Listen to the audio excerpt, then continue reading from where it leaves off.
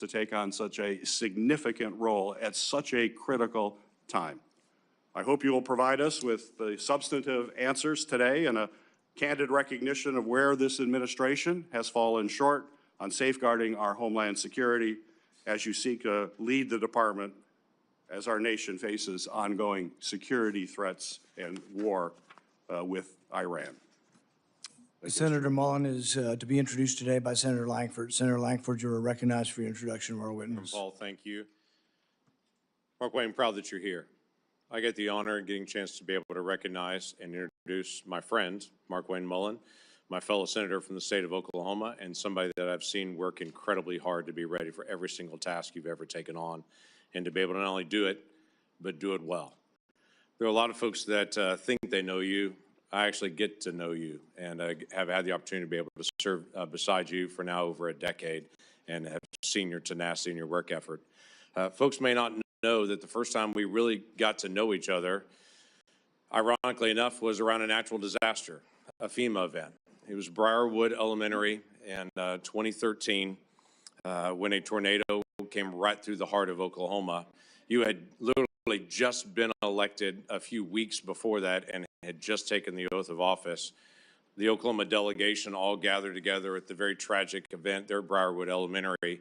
And while we were meeting with the principal and meeting with teachers and families and walking through the debris field that was that elementary school, we turned around to be able to look for Markwayne, and for a minute we couldn't find him because in one of the debris piles there was water shooting out of the middle of it, and his plumber instinct said, I got to go find that and figure out how to solve that.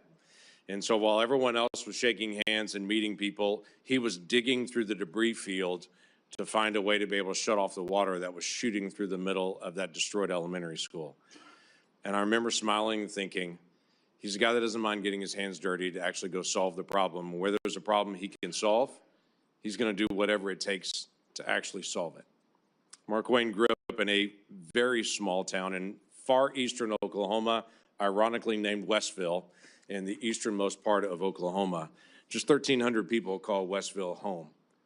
He grew up in a family of modest means. I think that'd be safe to be able to say. The youngest of 7 children in a family that just didn't have much. His dad ran a very, very small plumbing company that then Markwayne took on and grew into being one of the largest plumbing companies in the entire state. He married his high school sweetheart, one of the smartest things he ever did, at just 20 years old. And he and Christy have developed a family that is a beautiful family of 3 children they had naturally and 3 children they chose that they adopted and took them in.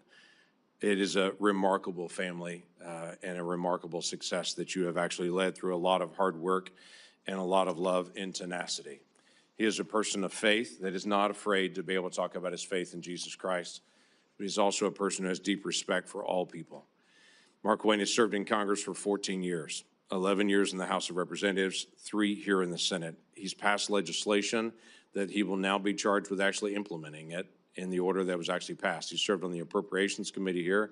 He's served on Armed Services. He's served on the Help Committee here, and he's done an incredible job in the work that he's done with Indian Affairs. He is somebody who has the rare gift of bringing people together on both sides of the aisle. And the one thing I would say to every single person on this dais, regardless if you're a Republican or Democrat, if you want to sit down and talk about an issue, he's glad to be able to talk about it and to be able to work it out, and has very good relationships in the House and in the Senate.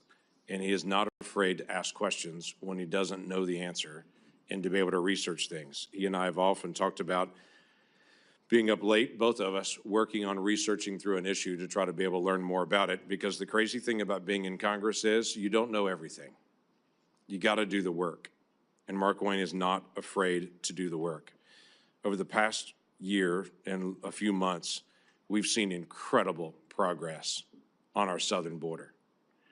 Our southern border 18 months ago, I think we forget what it looked like. 12,000 people a day illegally crossing our border, just being waved in. No vetting, no background checks, 12,000 people a day. That is not happening anymore. Our numbers are down on the southwest border 96%. So you walk into an agency that has finally restored some order to our southern border, but there's a lot of work still to do with FEMA, with other areas of Homeland Security, and a very large agency with 250,000 people that are actually under your leadership there. So I'm confident that you'll be able to take those things on.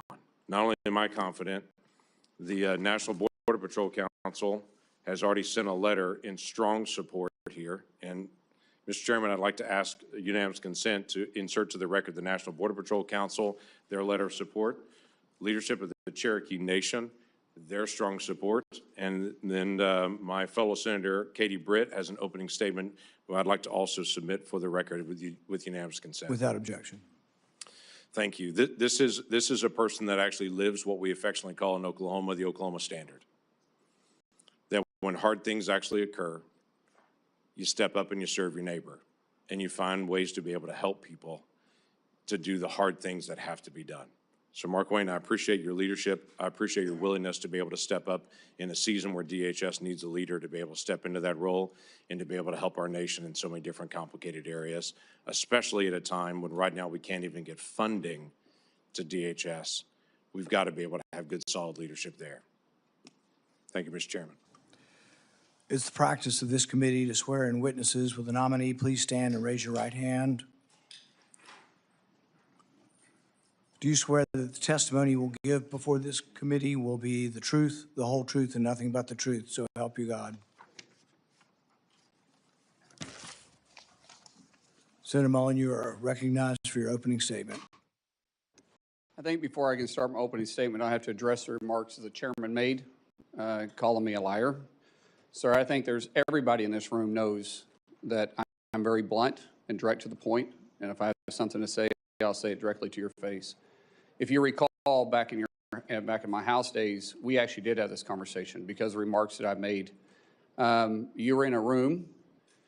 I simply addressed that I said I could understand because of the behavior you were having, that I could understand why the neighbor did what he did. As far as my terms of the snake in the grass, sir, I work around this room to try to fix problems. I've worked with many people in this room. Seems like you fight Republicans more than you work with us. I did address those remarks. I did explain your gimmicks by the amendment you put forth. And as far as me saying that I invoke violence, I don't. I don't think anybody should be hit by surprise. I don't like that. But if I do have something to say, everybody in this room knows I'll come straight to you. I'll say it publicly and I'll say it privately, but I'll never say it behind your back. So for you to say, I'm a liar, sir, that's not accurate. And I got proof to say that because you have spent millions of dollars in my campaigns against me because we just don't get along. However, sir, that doesn't keep me at all from doing my job. I can have different opinions with everybody in this room, but as Secretary of Homeland, I'll be protecting everybody, including Kentucky, as much as I will my own backyard in Oklahoma. It's bigger than the partisan bickering that we have. It's bigger than the political differences we have. The truth is, I have a job to do, and I don't like to fail at anything at all. So I can set it aside if you're willing to set it aside. Let me earn your respect. Let me earn the job. I won't fail you. I won't back down from a challenge, and I'll also admit when I'm wrong. I'm not perfect. I don't claim to be perfect. I make mistakes just like anybody else. But mistakes, if you own them, you can learn from them, and you can move ahead. And I'll make that commitment to you. Ranking Member Peters, Chairman Paul, I do thank you for this opportunity. It is a humbling experience. A kid from Westville, Oklahoma, that grew up with a dad that worked hard. He set the work example for all of us. And all my families, and my siblings, we all work hard. And I'm proud of the family we have. But to say that a kid with a bad speech impediment would one day sit up here in front of you and be nominated to be the Secretary of Homeland, it was humbling enough to be selected by Oklahoma to be their U.S. representative when I didn't even know how to tie a tie. And 10 years later, to be able to be called a United States Senator and serve with all you guys. And I respect every one of you guys. I do, regardless if I have an opinion about you or not. You were elected by your state, and I respect that.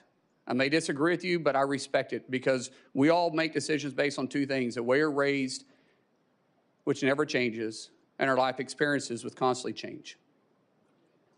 For me, to be able to have the love of my life behind me, somebody I literally fell in love with in 3rd grade,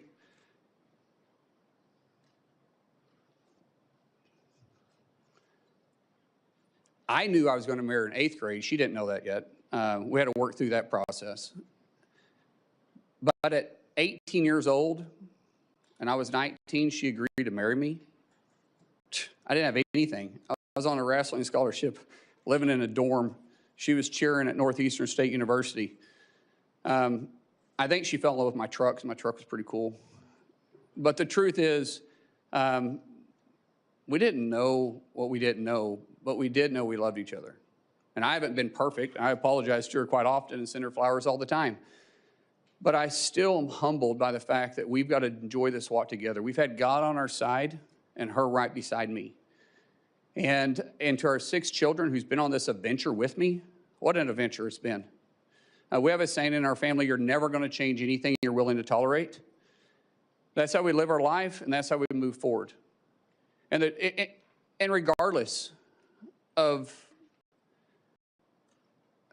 what's in front of us, we always take it on as a family. And I'm not scared of a challenge. I am scared of failure. And so I will work hard each day. I'll work hard to make the 280,000 employees at DHS with the 22 agencies that's underneath me proud. I'll show them somebody that no one will outwork. I'll work beside them every single day to not just secure a homeland, to bring peace of mind and confidence to the agency. My goal in 6 months is that we're not in the lead story every single day. My goal is for people to understand we're out there, we're protecting them, and we're working with them.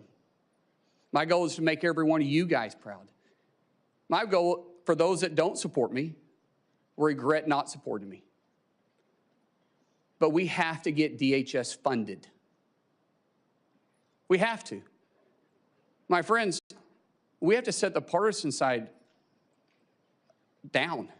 And we have to realize that we're putting our homeland and the peace of mind at risk for the American people. Sometimes it's political theater, sometimes it's true differences. But what we do know is that we're playing with fire.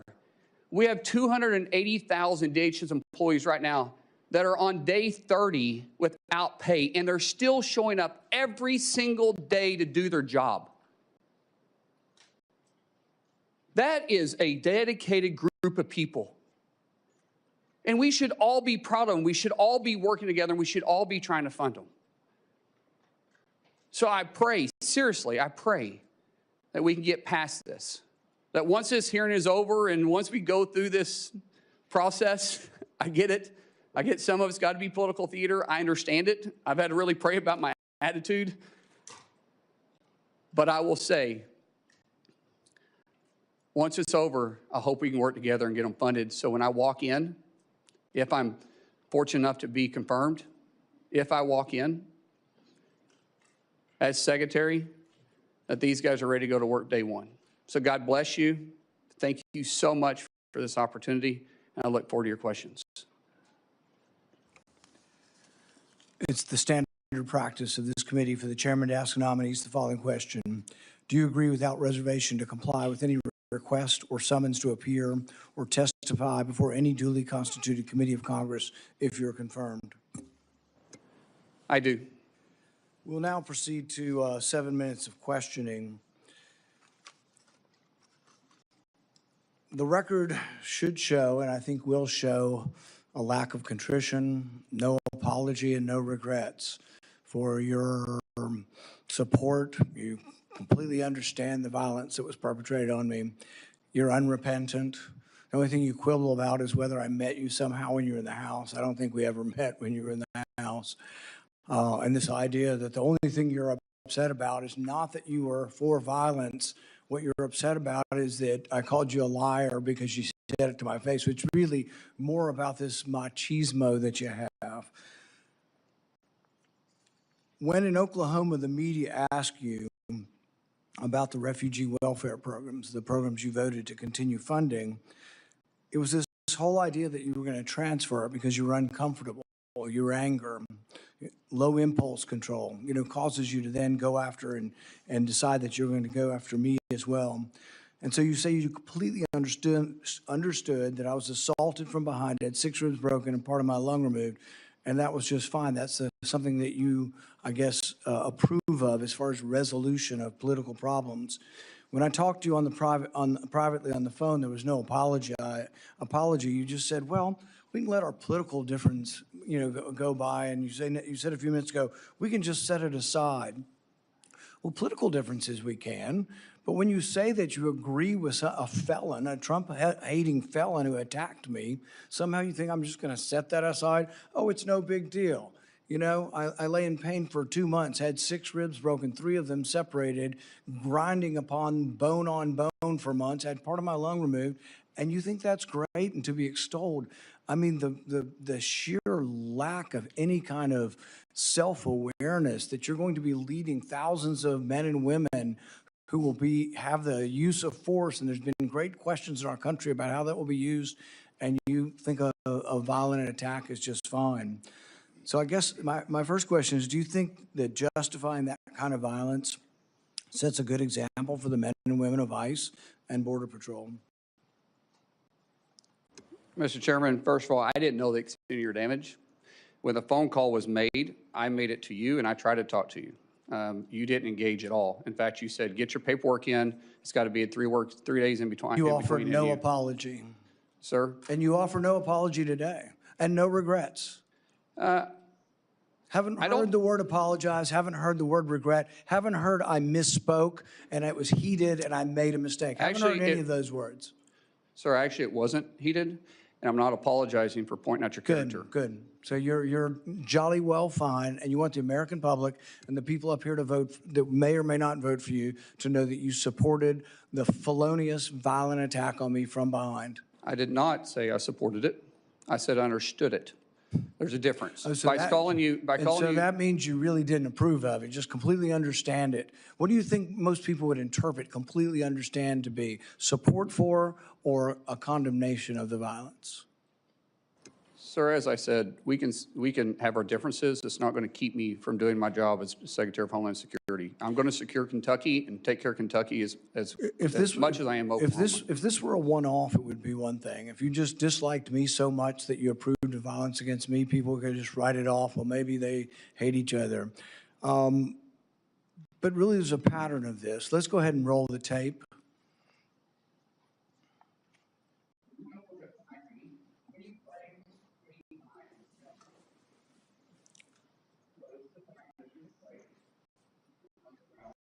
We can be good as second adults. We can finish it here. Okay, that's fine. Perfect. You want to do it now? I'd love to do it right now. Well, stand your butt up then. You stand your butt up. Oh, stop it. Is that your solution? Oh, no, sit down. Sit down. You know, you're a United States Senator. Sit down. Active. Okay, sit down, please. All right. Can I respond? Hold it. If he got up too, would you have gone at it right there in the hearing room? I would have probably jumped over the dais at that point. You have to be called out on it. If not, this guy continues to get away with this stuff. And it's just, it's silly, it's stupid, but every now and then you get punched in the face. Well, go back to the 1800s and 1700s. They used to have canes. And duels. They used to have duels. Yeah. Right. And there's a way that men used to settle their differences. I ignored him 4 times to be part of that. And people say, yes, you're supposed to ignore it. Well, I'm not a very good Christian. I try to be a good Christian, and I know people say you're supposed to turn the other cheek. I prefer the David method. But we need to move from an almost. By the way, I'm not afraid of biting. I will bite. Biting? Oh, I'm like, yeah. I'm in a fight. I'm going to bite. I'll do anything. I'm not about it. And I don't care where I bite. It's just In hindsight, any regrets? no, I really don't. So no regrets. In fact, even after your anger had cooled, you were still bragging that if he'd only been brave enough to stand up, you'd have jumped over the and taught him a lesson, because that's how men should settle their differences. Do you think fighting as a resolution for political differences is a good example for the men and women of ICE and Border Patrol? As you can notice over my shoulder here is my good friend Sean O'Brien. Both of us have had conversations. Both of us have shaken hands, and both of us agreed we could have done things different. Sean is someone that has become a close friend. We talk all the time. I've been on his podcast. We've talked through this. That's how you handle your differences. Not like this, Chairman. I'm glad you guys are friends now and that you've reconciled, but really it doesn't get to the real point whether or not you think violence is the way we settle things. In the days after the fight, you said, and I quote, "Sometimes people just need to be punched in the face." Is that still your opinion, that political disputes can sometimes and often only be resolved by violence? No, I don't always agree with that. I don't believe in political violence. I've made that very clear. But sometimes people do need, theoretically speaking, sir, I get it. It's about character assassination for you. That's the way this game is played. I understand it. And you are making this about you, which is fine, but that doesn't keep me as Secretary of Homeland Security. It's character assassination when you were the one lauding the assault. Who do you think started that character assassination? I'm just repeating what you have done in character assassination. I'm repeating your support for the assault. So that's somehow something I started? No, sir. What I'm saying is you're adding a lot to it. In the days after the fight, you did many interviews in which you justified the violence as historically justified by precedents, such as caning and dueling. Is it today your opinion that the caning of Charles Sumner was not only justified, but argues still for resolving our political differences with violence? What I was simply pointing out is some of the rules that still apply to this body. For instance, dueling with 2 consenting adults is still there. I was pointing out what is still illegal for 170 years. There's no precedent for legal dueling. Even then, they fled the country. Do you realize that the man that beat Charles Sumner with a cane, he beat him till he was unconscious? You know why no senators intervened? Because his friend held a gun on the other senators, and he kept beating him until he crushed his skull. That's what you're insinuating is the precedent of the Senate, and that's what you live by. That is a very, very dangerous sentiment.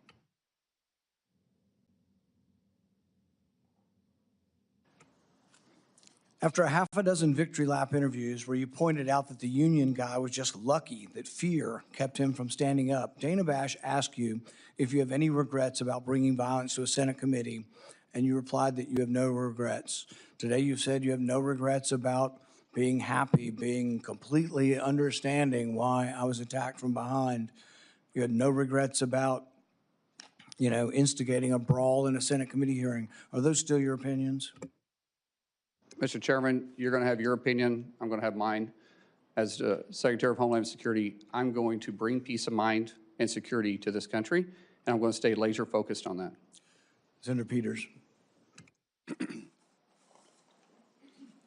Senator Mullin, you have made several public statements suggesting that you were involved in special security forces or combat operations overseas.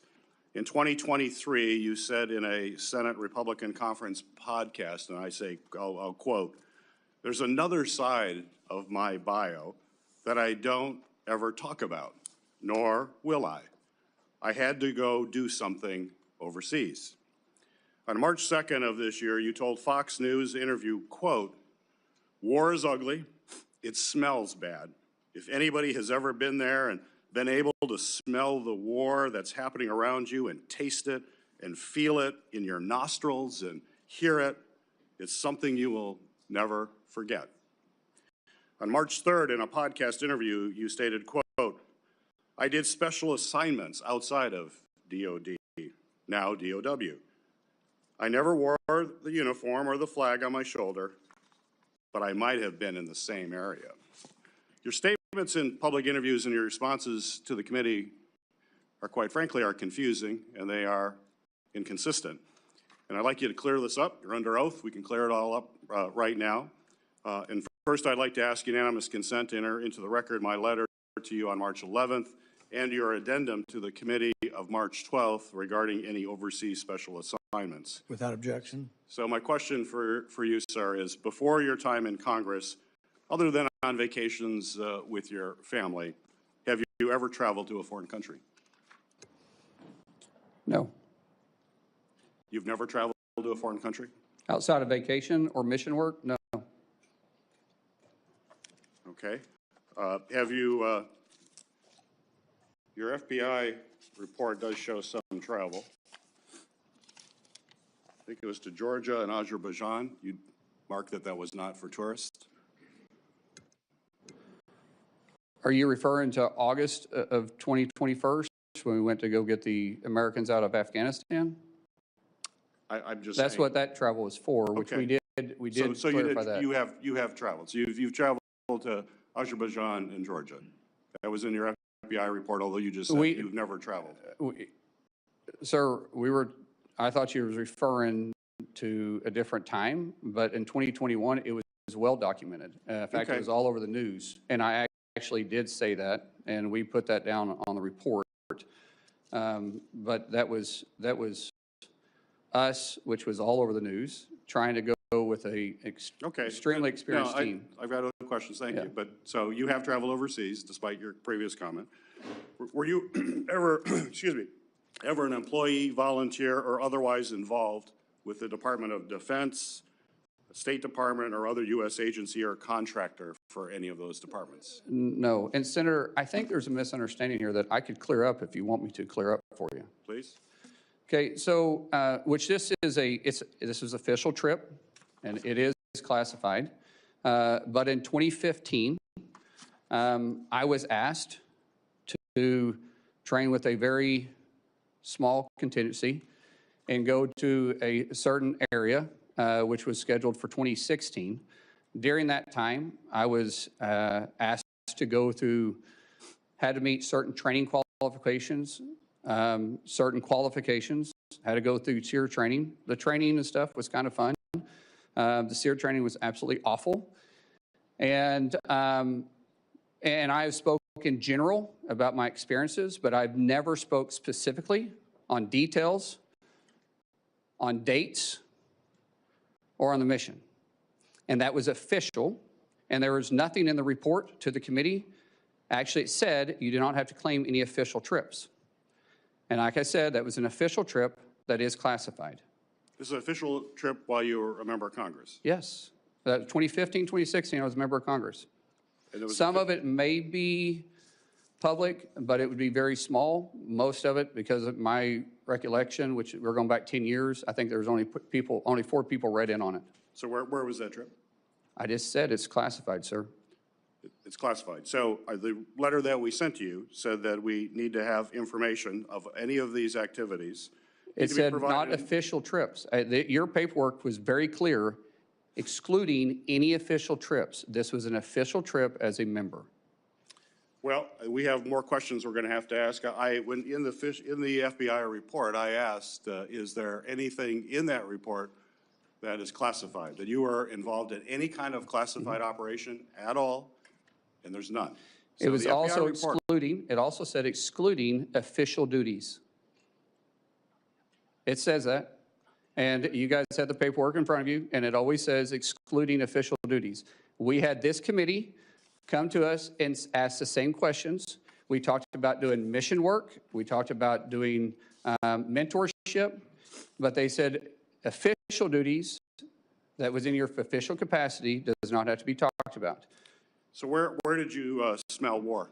Sir, I just said that this was classified, and the dates, locations, and admission, I've never spoke specifically details about. Well, we can get that information. That's fine. Here, Mr. Chairman. You're welcome to get it. We will want to find out more information That's about that. that's perfectly okay, It's important to Senator. have the truth here, and that you're portraying yourself in a truthful way. I think it's Sir, I'm important not for our portraying secretary. myself in any way other than you're asking the question. I said I would try clearing it up for you. We'll continue to work on that. Thank you.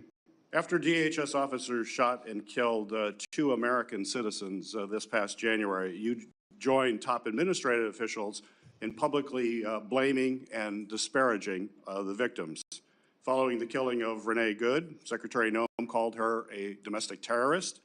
You, sir, you called Alex Preddy, quote, a deranged individual that came in to cause max damage.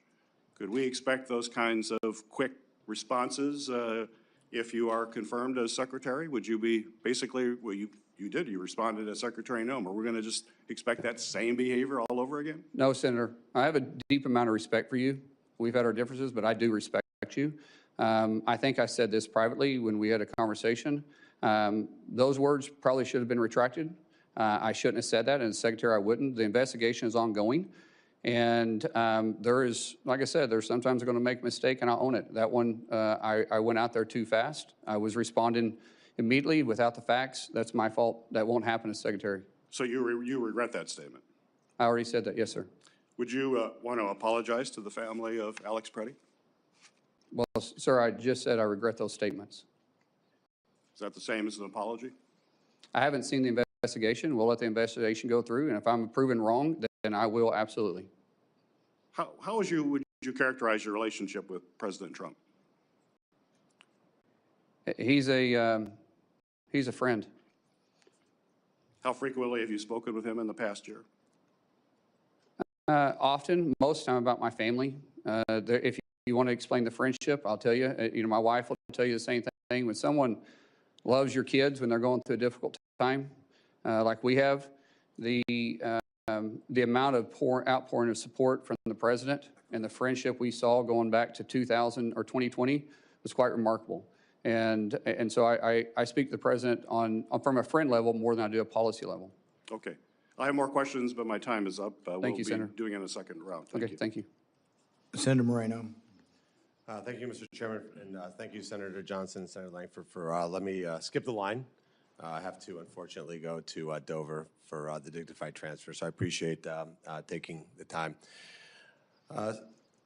It's not often that I get to ask questions for somebody who I've known for a long time, meaning in politics, 2.5 years is a long time. I've gotten to know you as a friend, as a colleague. I've seen you interact as a dad. I've seen you interact as a husband. And I just want the American people to know you're a good man. Thank you. That doesn't always go through all the political shenanigans. And maybe you're not going to replace Shakespeare as the next greatest orator on earth. You talk from the heart. And that's okay. You are who you are. You don't, and I think that's what you don't apologize for, is just being yourself. And sometimes we're imperfect. We don't do the 20-person focus group every time you say a word. And I think that's what people like about you, Markwayne. So I appreciate you being here. I honestly just have one question for you. Do you pledge to support and defend the United States of America nearly as much as you would protect and defend your family? Without doubt, sir, yes. So I'm going to ruin everything for the audience. You will be confirmed. You will have the job. And you're going to make this country safer and better. And for that, I thank you and thank your family for supporting you. So I will use the rest of my time now to make a little case to the American people. We have 260,000 families that have not received a paycheck in over a month. 260,000 American citizen families who have not received a paycheck in over a month. None of those people are in charge of policy. There's not one of those families that makes policy decisions for the most part. That's on the people here. There isn't a single human being on this dais that has missed a paycheck. Every single one of us has gotten a paycheck the last 30 days and before that. And yet we sit here and we do political theater. And I said to my colleague, Senator Britt, the other day, that in my 14 months here, I only felt ashamed of this chamber once, and that was last Thursday. When you saw the ultimate political theater, colleagues going, let's fund TSA. How about the Coast Guard? Oh, that's a different person that's going to talk about that. How about FEMA? It's a different person that's going to talk about that. You can't have it both ways, by the way. You can't have Democrats saying, I can't believe the Trump administration is cutting government employee numbers. By the way, over 300,000, we haven't missed a beat. And yet, at the same time, not pay people who are actually showing up for it. That seems decently incongruous. We can't say President Trump isn't defending the homeland. Well, he is absolutely doing that every single day, and yet we're allowing these agencies to not be funded. And I have tried really hard to learn how this place works. This is all very new to me. And I remember many, many Democrats saying to me, we have the constitutional duty to fund agencies through appropriations. And then we have a separate piece where we argue policy differences, but we should never marry both together. Because when you marry both together, you don't hurt us. You don't hurt the people here in DC. You hurt the men and women who are going to work every day to defend this country. And that's a disgrace. I actually don't know how you would sleep at night knowing that you're hurting families like that. People who can't make their rent payments, can't make their mortgage payments. Their cars are being repossessed. They're having to tell their kids they can't send them to dance recitals because they did everything right in life except got a job with the Department of Homeland Security so that a politician can make a 30-second video online and then use it to fundraise for the next election. That's disgusting. So let me just say this. What are we not talking about? You know, the ranking member said, oh, look, we said we'd fund. He's not paying attention right now, which is fine. We said we're going to fund FEMA. When you guys are done talking, I'll continue if you like.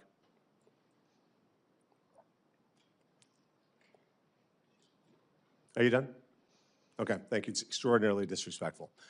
All right, so moving on. You said you're going to fund all these agencies. Here's ones that you haven't funded. USCIS, near and dear to my heart. Near and dear to my heart. That's how I became a U.S. citizen. We've defunded the agency that allows legal immigrants into this country? That is insane. Never hear the Democrats talk about that. 3,300 employees just go to work every day trying to process legal immigrants. They don't need a paycheck. I'm going to skip the second one, go to the third one, biological and nuclear threat prevention. That seems important. That seems like an agency we should fund. 200 employees, not getting a paycheck. That's okay with the Democrats. The next one, 60,000 employees for U.S. Customs and Border Patrol. People who are inspecting packages, they work with your Teamsters, work with Customs. They're not getting paid. How do you look at those people in the face and know that you're doing that? Now let's talk about Immigration Customs Enforcement.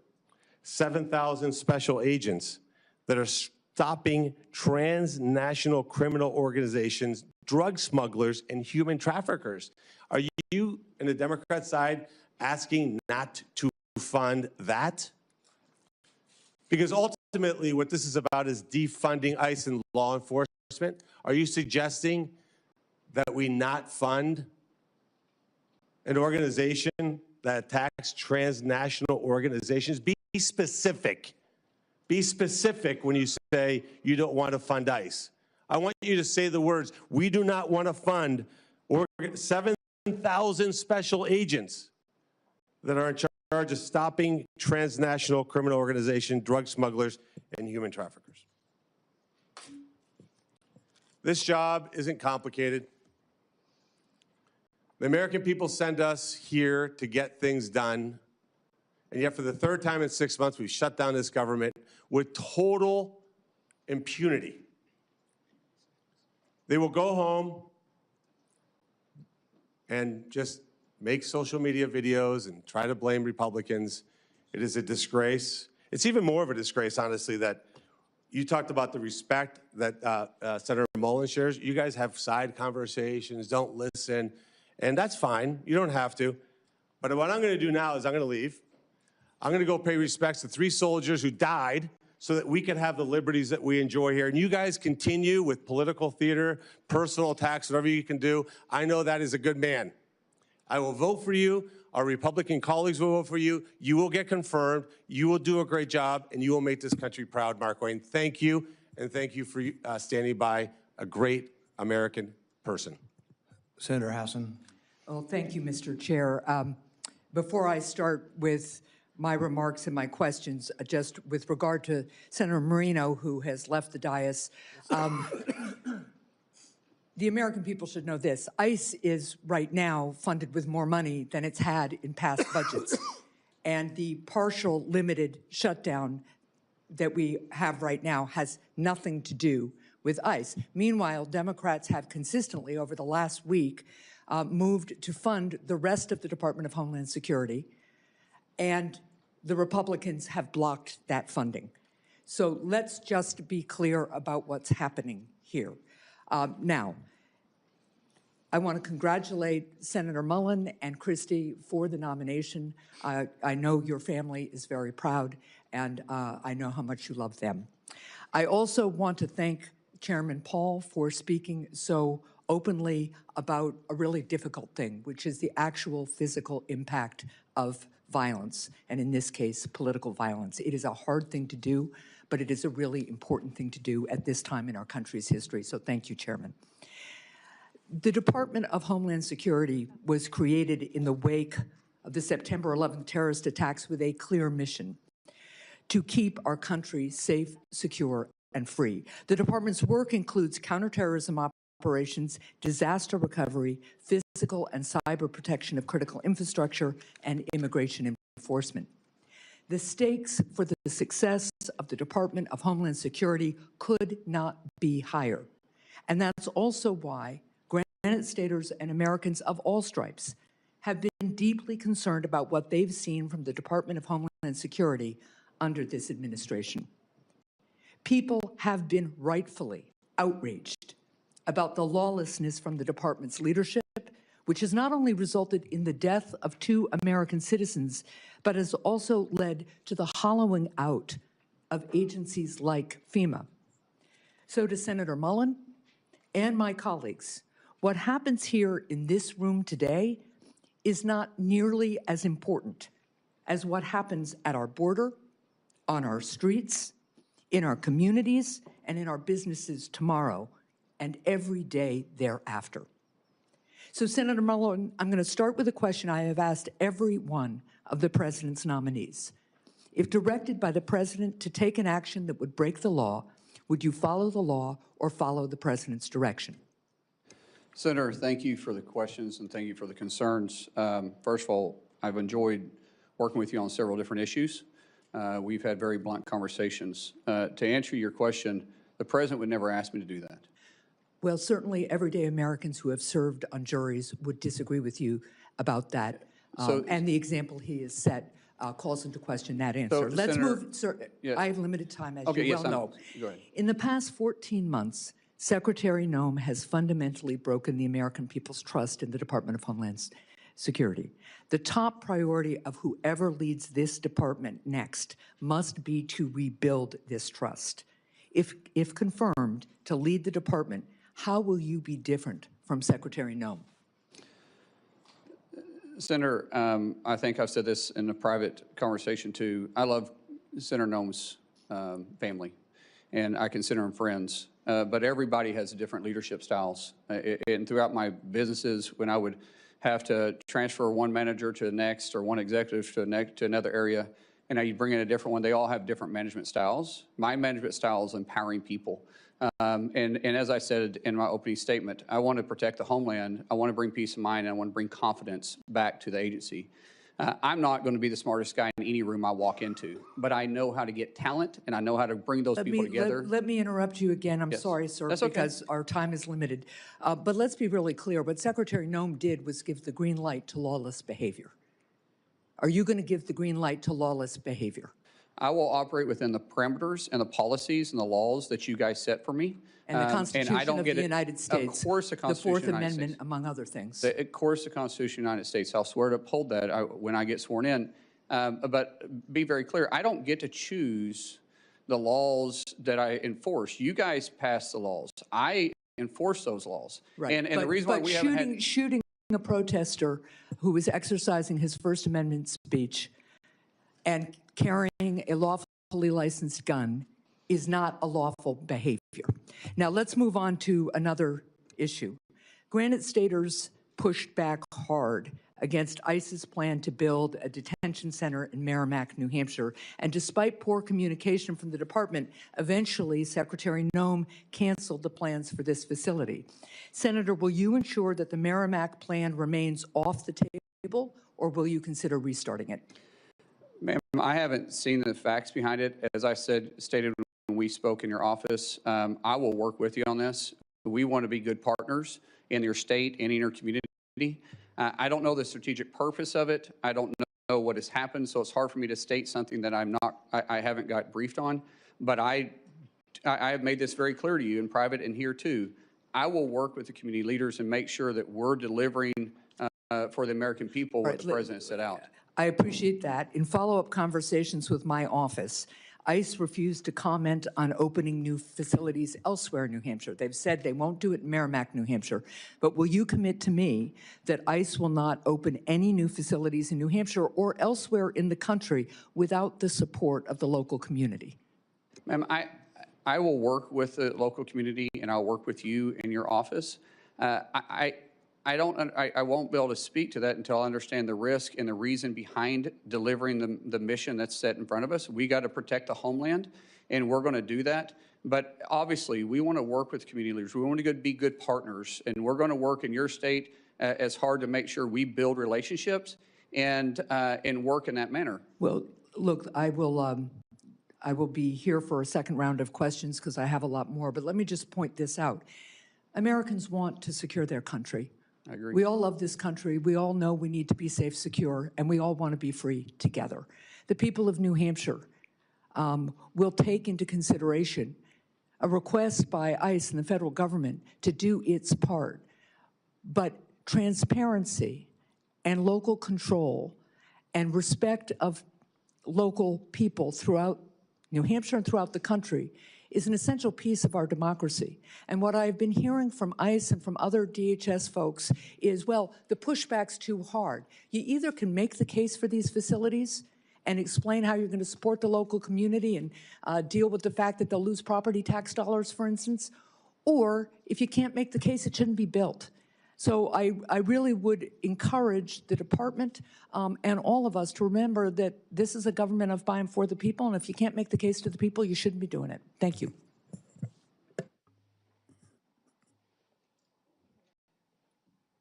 Senator Johnson. Thank you, Mr. Chairman. So, Markwayne, I'm going to use my time completely different than how I was going to when I walked into this hearing.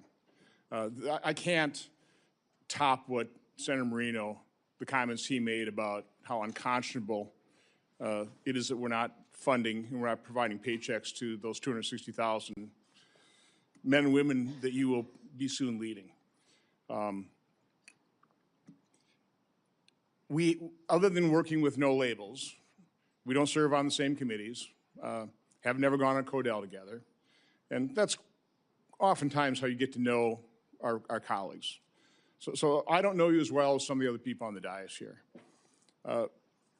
Certainly within conference, we've seen each other interact. We share a couple things in common. I think we're both pretty passionate about our love for this country, about trying to fix the enormous messes left behind by President Biden, Democrats. We wear emotions on our sleeves. But I will say that I've been here 15 years. I've been through a lot of confirmation hearings. I've listened to a lot of nominees. I've heard a lot of introductions. If one of your first decisions as a nominee was to pick the person to introduce you, you couldn't have done a better job. I mean, the introduction from Senator Lankford was probably one of the most genuine and heartfelt I've ever heard. And I will say your opening statement was probably one of the more genuine and heartfelt testimonies I've ever heard, if not the most. I'm looking behind you at the people who have come here to support you, your former colleagues in the House, Chairman Smith, a former Speaker of the House, Senator Britt. But I see Josh Gottheimer there. He's not a Republican member of the House. He's a Democrat. I've seen you interact with him trying to get some permitting reform.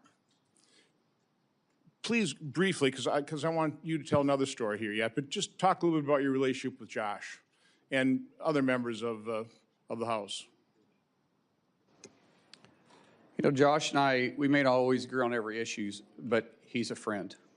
And our relationship started back in 2017 when he thought I was a staff member running a workout group, because I've been running a bipartisan workout group that started actually with Speaker Kevin McCarthy and Jason Smith 13 years ago. And I still do that to this day.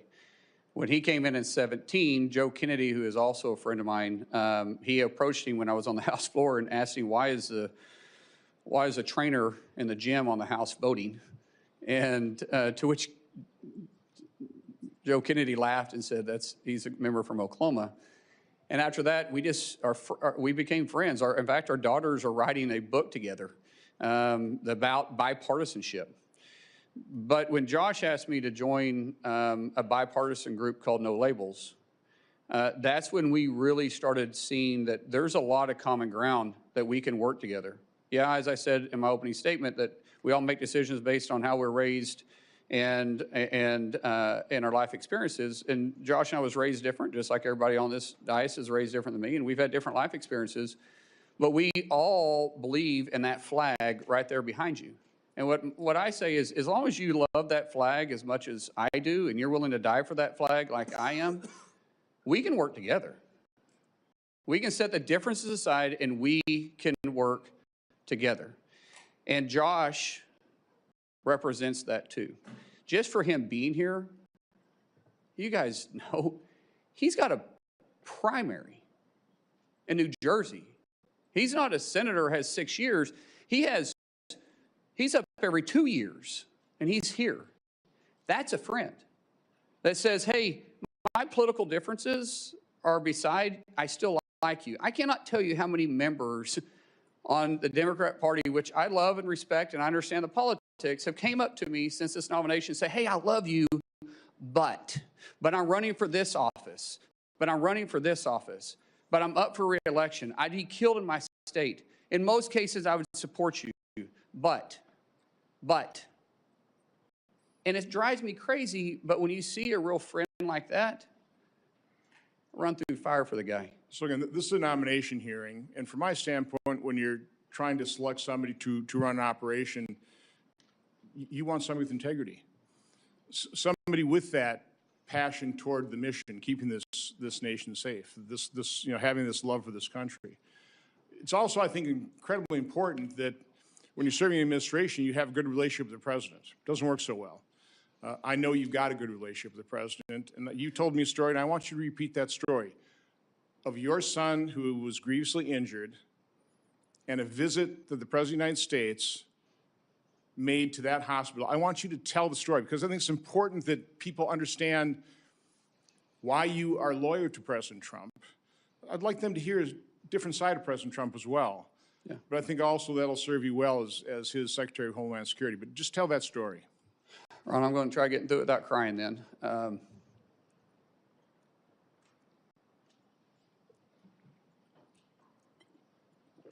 It's not about President Trump, it's about my son. So my son was a really world-class athlete, and January 17th of 2020, which mind you was an election year, he had a really serious brain injury. Woke up 26 hours later and he's a different kid. We almost lost him. For 26 hours, he had an extremely low pulse. There was a time they thought that they lost his pulse altogether. And when he woke up, he was just different. I mean, here you had a world-class athlete that wrestled all over the world since he was 12 years old, and he couldn't touch his nose. He couldn't walk without shuffling his feet. He had short-term memory loss. He couldn't control his muscles. Couldn't add 5 plus 3. He was in high school at that time. Had to learn how to read, walk, everything. And the president found out about it, and he gave me a call immediately. And one thing that the president joked about was, like, he said, let me get this straight. He doesn't know who you and Christie are, but he knew who I was, because the only question you got right is who the president was. And he said, Trump, with this cocky grin on his face. And but the president didn't understand the severity of it, but he heard it in my voice, and immediately he went to work. I told him we had to get to Bakersfield, California, to the Center for Neural Skills, which is one of the best neural rehabilitation places in the world. And the president offered to send his plane, his personal plane. This is the president of the United States. And I said, sir, we can't fly, we got to drive. We get there, and he called almost every day for 2 weeks checking on Jim. And then he says, I'm going to come see him. And now this is the middle of the election. This is Bakersfield, California. Really not an area he's got to go campaign. And he took the time to come up there and see Jim. And the senator told us that the short-term memory loss something would trigger it. Some big event would eventually trigger where he'd start retaining stuff. Until then, he was still having issues. And the president arrived, and of course there was cameras and everybody around, and of course none of the media ever talked about it, which was funny because the president called him on stage and talked to him. And then we went to the back, and the president didn't talk to me. He didn't know I was in, I mean, he didn't care if I was in the room. Here's a guy that's been over, and his tie is about as long as my son because my son, it stunted his growth, and so he's 5'3" the rest of his life.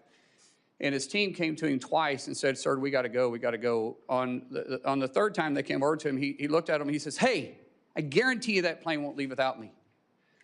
For the next 15 minutes, he did nothing but love on my son.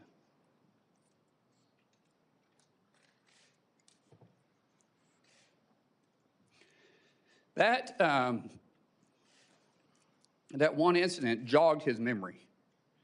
And from then on, he started retaining things. And Jim's attitude went from this, you know, we're going to get through it, to this, I'm going to get through it. And every week, if not most days, the president would call and ask how he could help. Ask how's his buddy doing? How's Jim doing? He didn't do it for publicity. He didn't do it for any show. He was running in one of the toughest elections he had been in, and the guy was still that concerned about my son. When we got released for a little bit, we had to go back. When we got released a little bit, the president said, come to Mar-a-Lago and see me. We go down there, and it's amazing. And when we're leaving, dang it, I hate getting emotional. See, if I talk about my kids, I get emotional. Other than that, you can't make me cry. But my kids do make me emotional. That's actually a good thing. Yeah. So anyways, he grabbed my son, and he said, do you know why I love your dad? Do you know why I love your dad? Chrissy tells the story better than I do. And he goes, no, sir. He goes, because he loves you. Because of you. Because of you. Man, he didn't do it for any other reason. I mean, here's the President of the United States, and he did it just because he cared. And so when you want to say why he's a friend, yeah, we were acquaintances before that. We've been friends ever since. The American people need to hear that. Thank you. Thank you. Senator Blumenthal. Thanks, Mr. Chairman. Welcome, Senator Mullin. Thank you for being here today, and thank you to your family for your service and theirs. I hope that you will be as emotional about the children who are presently detained at Dilley and other camps in the United States of America, where they have been subjected to conditions that would outrage and have angered many Americans. We're here because of a lawless and reckless agency that has broken into homes without judicial approval, shot United States citizens, detained them without any cause, and sometimes killed them. And I am looking for real substantive reform in that agency, as you and I have discussed when you came to talk to me. A break with the past, with former Secretary Noem and with the White House, Steve Miller and others who have used Kristi Noem, in effect, as a puppet to implement lawless policy. I welcome that you have stated you regret your statement after the killing of Alex Preddy. You said on Fox News, quote, unfortunately, an individual, a deranged individual that came to cause max damage with a loaded pistol with an extra mag that was completely loaded and shot and killed. And you regret that statement, do you not? I've already said that, sir, yes. And what about what you said about Renee Good after she was shot and killed? You appeared on CNN, and you were asked whether you believed the shooting was justified, and you replied, quote, absolutely. Do you regret that statement as well? Senator, It's very clear that an officer had to make a split decision in that case as a car was running towards him and did strike him. At that point, that car becomes a lethal weapon. And an officer that there was another officer obviously giving her verbal commands. So are you saying, and I apologize for interrupting you, but yes, you're saying you do not regret that statement? I'm saying that the investigation is going on, but what we've seen... There is no publicly, investigation, Senator. In fact, my that was my next question to you. Senator, don't you think there should be an investigation? My understanding is that there is. I will find out once if I'm able to get confirmed. But those are two different incidences. The Department of Homeland Security and the Trump administration has blocked state and local investigation of the killing of Renee Good. And I hope that you will permit that investigation to go forward. Senator, state and local investigation doesn't investigate federal. FBI does that through DOJ. And I believe the FBI is looking at this case. And I do want to say something to you. What you said about the terrible conditions that this administration is putting in kids. But what you left out is that they've actually recovered over 160,000 kids that were trafficked or lost during the Biden administration. What is inhumane is the 12 to 13,000 individuals coming across the border every single day, and we're not having tracked the kids. At one time, the number's up to 385,000, and that's sad. Because you said that you were going to be, and I'm quoting you, blunt and direct and to the point. So I regret that you don't retract that statement about Renee Good. But I want to ask you about a statement that was made regarding the Preddy killing by Steve Miller in the White House. He said, quote, that Preddy was a domestic terrorist who, quote, tried to assassinate federal law enforcement. Don't you think it was irresponsible and reckless for Stephen Miller to post that claim on X without any evidence, just as you have retracted your statement? Senator, I believe that question is better asked to Stephen Miller, not myself. I can't speak for him. Well, Stephen Miller also said, again on Fox News, quote, under President Trump's leadership, we are looking to set a goal of a minimum of 3,000 arrests for ICE every day. If you're confirmed, are you going to be directing ICE to arrest 3,000 people a day? Sir, once again, can't speak for Senator or for Stephen Miller, but I can say the President has tapped me to be the Secretary of Homeland, and I will lead that department, and I'll lead it. So will you continue that arrest quota of 3,000 people a day? No quota has been set for me, sir. Well, in effect, it's a quota if the White House directs the DHS Secretary the President of the United States sets the policies, and I'll be working with the President. If you have a question for Stephen Miller, please well, I ask really him. regret that you are going to stick to those same policies and practices and condone the statements of the White House that are so demeaning to someone who was a victim of lawlessness and recklessness by an ICE officer. Senator, I didn't say that. Well, let me ask you then in my mouth. a different question. ICE has been breaking into people's homes without any judicial warrant. The sanctity of our homes is absolutely critical. I think you'd agree with that point. And it is the law that a judicial warrant is required to forcibly enter someone's home. Kristi Noem acknowledged in her testimony in response to my questions that at least 28 break-ins have occurred.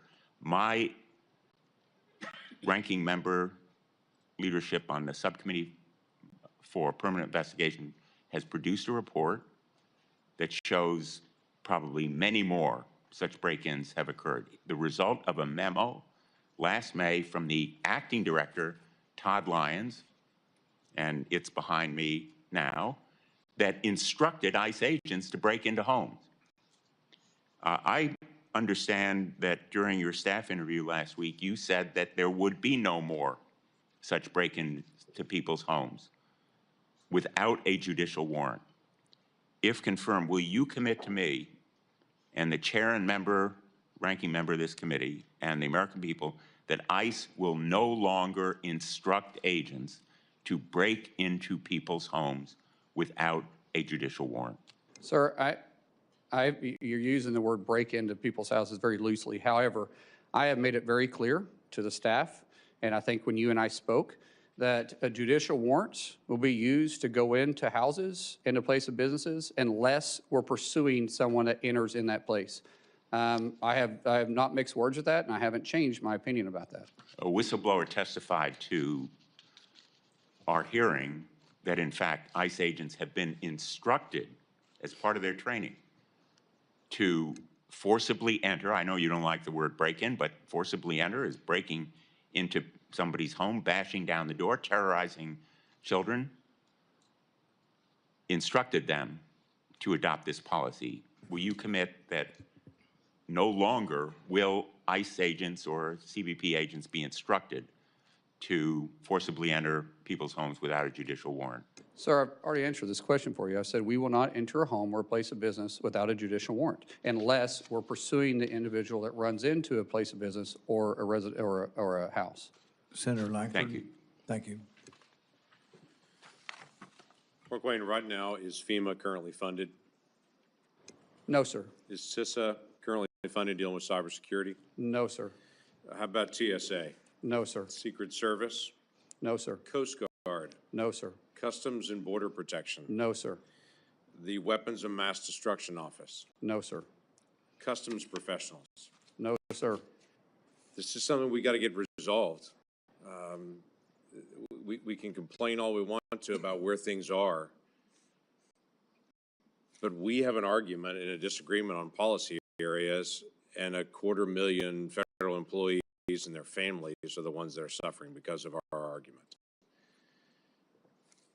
There's a way to solve this. We've talked about it a lot. We should just stay here until we're done. Just keep arguing it out until we've actually solved the problem. But instead, we broke last weekend. Everybody flew home right past the TSA agents that are not getting paid while we flew home. Why didn't we stay? To be able to try to get things resolved. That's my encouragement, has been my encouragement all along. We shouldn't walk away from a disagreement when there are families all over the country that are the ones suffering for it. Unfortunately, the state of Oklahoma is pretty familiar with natural disasters, as you know well. You and I have been in multiple different natural disaster scenes.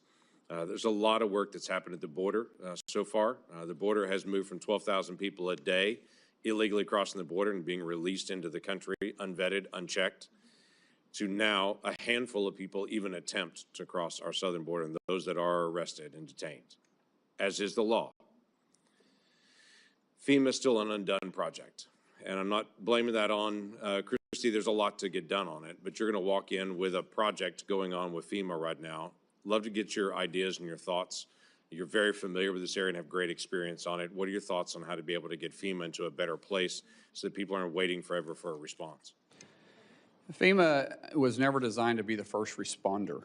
That's the states. FEMA was designed to be the assistance to the states when the disaster reaches certain levels, which we need to discuss those too, because I think some of the levels are unrealistic, especially Senator Hassan and I have talked about this, that sometimes in rural areas, they're not able to meet those thresholds.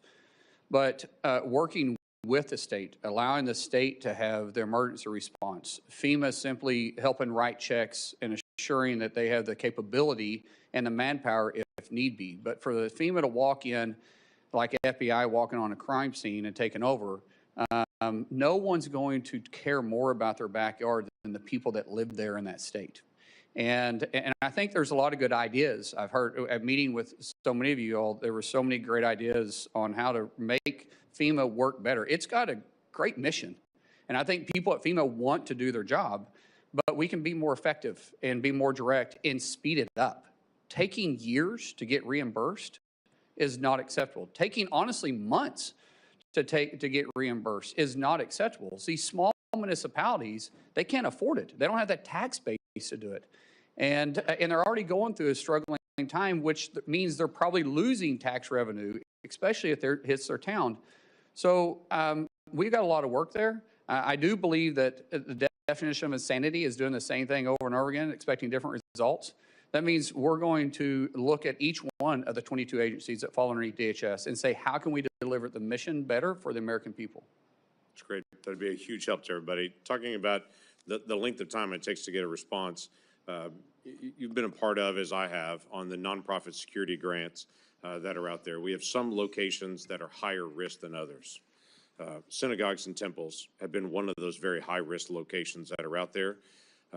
Last week in Michigan, we had another situation where a absolute terrorist drove a vehicle packed with explosives into a Jewish daycare, intending to kill as many Jewish children as he possibly could. I mean, that was his intent, was to be able to do that.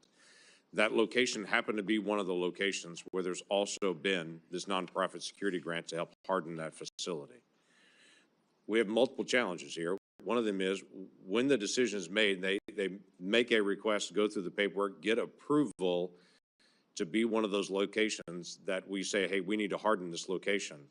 Once the approval is done, it may take months to over a year just for the dollars to actually come on it because there's more bureaucratic hoops to go through. So as you're dealing with things like contracts that are out there and the way decisions are made, or FEMA, that's one of the areas I would encourage you to take a look at. I know you're very passionate about. How do you fix the issue where approval's been done and everyone's saying, great, can we get to work? And the federal government says, no, you can't actually get to work.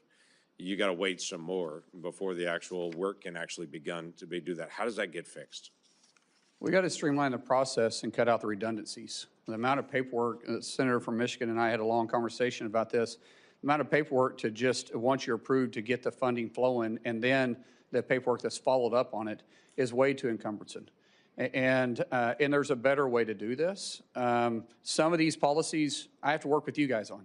Some of these grants were written with checks and balances, which we all got to be very cautious on how we spend the taxpayer dollars. Things that I can change, things that I can cut out on the redundancy part of it, I will work with. Things that, as the senator and I talked about, things that it may take you to make changes on, we'll bring it to your attention. I will work with you, and we'll see how we can make it better. Be great. As you know, Oklahoma has been one of the leaders in counter-drone. This is a big issue for us as a country. Every high school football game, every college football game, every gathering of people for every festival and gathering across the country has now become a risk location for drones and drone mitigation. FBI can't be everywhere. We don't want them to be everywhere. We do have to figure out some process. So as you begin to think about this issue, it's a tough one to deal with, but it is a basic national security issue as well. It's going to land on your desk pretty quickly, especially with the Olympics coming, with FIFA coming, all those things that are happening. We got to be able to figure out how to do counter drone and to be able to not just identify there it is, but to also mitigate the risk. What are your initial thoughts? Well, I'd love to speak about that. With funding, talking to some of our agency heads, with a lack of funding right now, we have people quitting because they got to go to work. Meeting these demands are even going to be tougher. So we just talk about FIFA, for instance, and then you talk about 2028, which is going to be the busiest year of DHS in history because we have the Olympics and we have the presidential election going on. It'll take 4 months once funding comes in to start replacing those that we've lost for training before we can get them out in the field. We don't have 4 months with FIFA. But that's and how do we expect these people to stay on the job and work? We're losing institutional knowledge. We're losing people we've already trained. And it's going to be difficult to deliver this mission. The way that I understand is we're behind in UAS and we're behind in FIFA right now on actually delivering the mission that we have to. We're also behind in reimbursing local communities that's also working with us. That's going to have to take a tremendous amount of focus and partnership. And we, like I said in my opening statement, failure is not an option, so we've got to deliver. But sometimes when you have to rush like this, especially trying to get people on the job because we just quit funding them for the third time in less than a year, and we expect these people to keep working, it puts the mission at risk, and we have a lot of work to do here.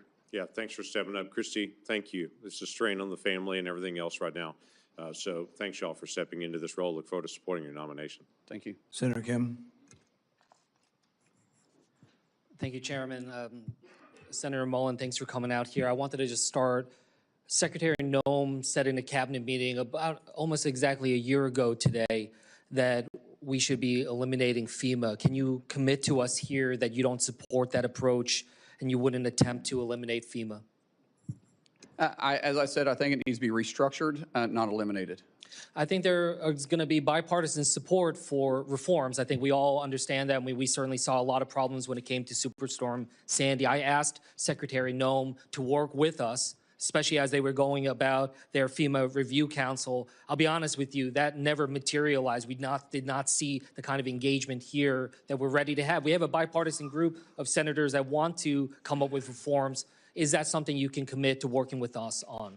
Senator, I think all of us that's been either in the House or in the Senate always complain about the outreach of agencies.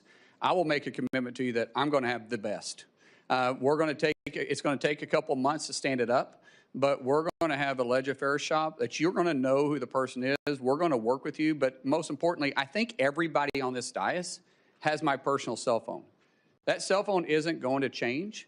And if you call me, you're going to get a response. If you text me, we're going to get a response. So when we have this FEMA Review Council report finally come out, is that something you'll come to us first and engage with us on rather than just implementing straight out from the executive branch on your own? Senator, I'm pretty sure that you guys set the policies and the mission for FEMA. So for any serious changes, it may take actually policy changes. And I will be in your office talking to you about it. I appreciate that, but we've seen a lot of significant problems happen. For instance, we saw about 2,400 staff cuts at FEMA. And again, we're not talking about the reforms, but we're talking about those that are trying to respond to these disasters every single day. So I wanted to ask if you're confirmed if you will stop these dangerous staff cuts that have reduced FEMA's disaster readiness. Senator, I'm not trying to play politics, but what's been the biggest disaster is not funding them 3 times in a year. However, you know, some of these agencies underneath the current administration, not some, all of them got very bloated with having too many employees. You think there's still too many staff at FEMA?